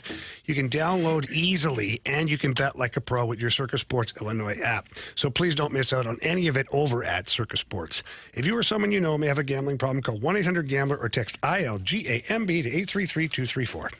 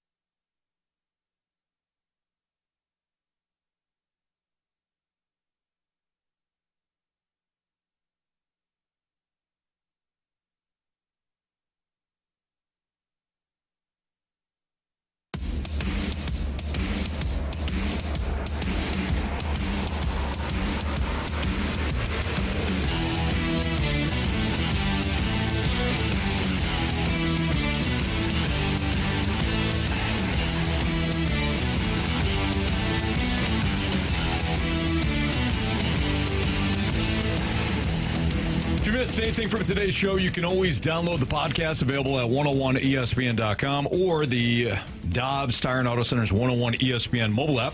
All the podcasts brought to you by Shedeur Company. Time to find out what everybody learned today, starting with Carey Davis. I learned that Marshy is a big score bug guy, especially when the Pirates and the Phillies play, and it's no run scored. He likes it. Yeah. He's excited. That's Grant Francis fan club. I agree. I'm more of a 2004 Fox score bug guy. Yeah. Loved Jim it. Edmonds. Great score bug. Big score bug guy. Yeah, loves it. Who knew? Who knew? Now we all do. Now we know. Jamie. Yeah, I learned that we really are like brothers in this room. Is we're not afraid to get after it, bug each other, laugh at each other, all that. But when push comes to shove, we all think of nice things that we can say. We had the one word today, and everybody came up with flying colors. So I learned that. I was like, you know what? What I thought was true is true. Cool. Thank you. Marshy. I learned that even if you do call someone a loser, you can still be deemed a nice guy. Especially if you lose in the Gauntlet. That's typically how it works. You lose to me, of course. Yeah, good call. I still think he was a nice guy, though. Yeah. I maintain it. Jamie doesn't think so. No, scumbag. Yeah, Jamie's not buying it, that's for sure. Not calling himself nice multiple times. You know, I'm a nice guy, I'm a nice guy. That's you're selling yourself on the idea. Gary, you know, you're there. I was actually. What I learned is that, according to Marsh, who read the text line earlier, a lot of our fans here in St. Louis would part with the entire City SC club. It's crazy. For one pitcher. That's kind of harsh. Is it not? Feels no, it's not. Yes, it totally. Yeah, it absolutely is. Uncalled for, Anthony. Very uncalled for. Yeah, that's a lot, man. It feels like is. a lot. They're not tripping, Anthony. They want a starting pitcher. No, Vancouver trips a lot. On their own. I know. Marshy? Yeah. Yeah. Yeah. We get Nathan, by the way, a different Nathan, the Nathan with the cows, Betsy, says that Lars Nootbaar let me down, but Betsy says, hi, great show today. Hey. All right, Nice. Betsy. Appreciate it. Oh, okay. I clap with you. Thank you. Jamie's busy. Yeah, Jamie's very busy. Doing his thing. Stuff's going on. It's always just going on. Curbstomp says, way to start the week with an absolute banger. Keep on banging, boys. Yes. Bang. Keep banging, Carey. Will do. Yeah. Don't mind if Bang I do. away. Don't mind if I do. Yeah. The 618 says that the Cardinals need to move 15 to 20 people off the 40-man roster by December. We're all laughing. He means it, though. He means it. Yeah. Oh, boy. That's a lot of players. Man. A lot of He turnover. might not be wrong. 10 to 15 off the 40 man. Oh, I'm not saying he's wrong. I'm not saying it's he's just wrong. It's just that's going to be lot. difficult. Yeah. The 618's actually been kind of right. He's been right, Marsh. He's been right for years. He has said for years that this Cardinals team will not win the World Series. For years, he's been saying that. And guys, he's right. He is. Oh, he's been pretty bang on. Yeah. Yeah, yeah, for sure. Like at the start of the year, he has said this Cardinals team is not good enough to win a World Series. Well, He was that right. was- And he's been right, man. That's not, entire time. That's not He's really. been Carey. He's been right. Yeah, that wasn't like going out on the limb, though. Like, you got eyes. No, it really Come on, wasn't. Carey, give him some credit. No, I'm saying, I'm trying to give the guy some credit. No, I agree, but it's not like he went out on a limb. Carey. Not like he's Not like he made a Nostradamus, bold statement you know? and said the Lions' Super Bowl window is closed. Like, that's a bold That's statement. bold. That's bold. Yeah, the Cardinals ain't going to make the playoff. You got evidence? Sure, the last couple of years. Oh, okay. Cool. Wow, you know, Marsh, you try to give a guy credit for being right about something. I give him credit. Guy listens all the time. Wants to play beat the street. I'm not- Doesn't I'm not- text He's in trying to keep time. it real. I'm just, thank you, Jamie. People crapping on his text messages. Nah. We didn't crap on anything. Whatever. It's time for the Fast Lane's 3 Stars of the Day. Presented by Circus Sports Illinois. Sports betting the way it should be. Well, we're going to give our third star of the day to a guy that wholeheartedly believes the Cardinals are still going to make the playoffs, and that's Pete. Pete! Yes. Pete's getting Sneaky Pete. the third star of the day. Sneaky Wish you the Pete. best, man. Second star of the day goes out to phone books, if they're still around. Yeah. I don't know. Kind of. First star of the day goes out to Scooby-Doo. Yes. It should, too. Yeah, Scooby-Doo. Love old Scoob. Yeah. Scooby. Or the villains. Yeah, them too. Scooby was the best. Do anything for a Scooby snack. Was he, though? He didn't solve a lot. He would do anything for a Scooby snack. You got to respect that. Yeah, it's true. All right, that'll do it for us. It's a kinship there. For Andrew Marsh, for Carey Davis, for Jamie Rivers, I'm Anthony Stalter. See you.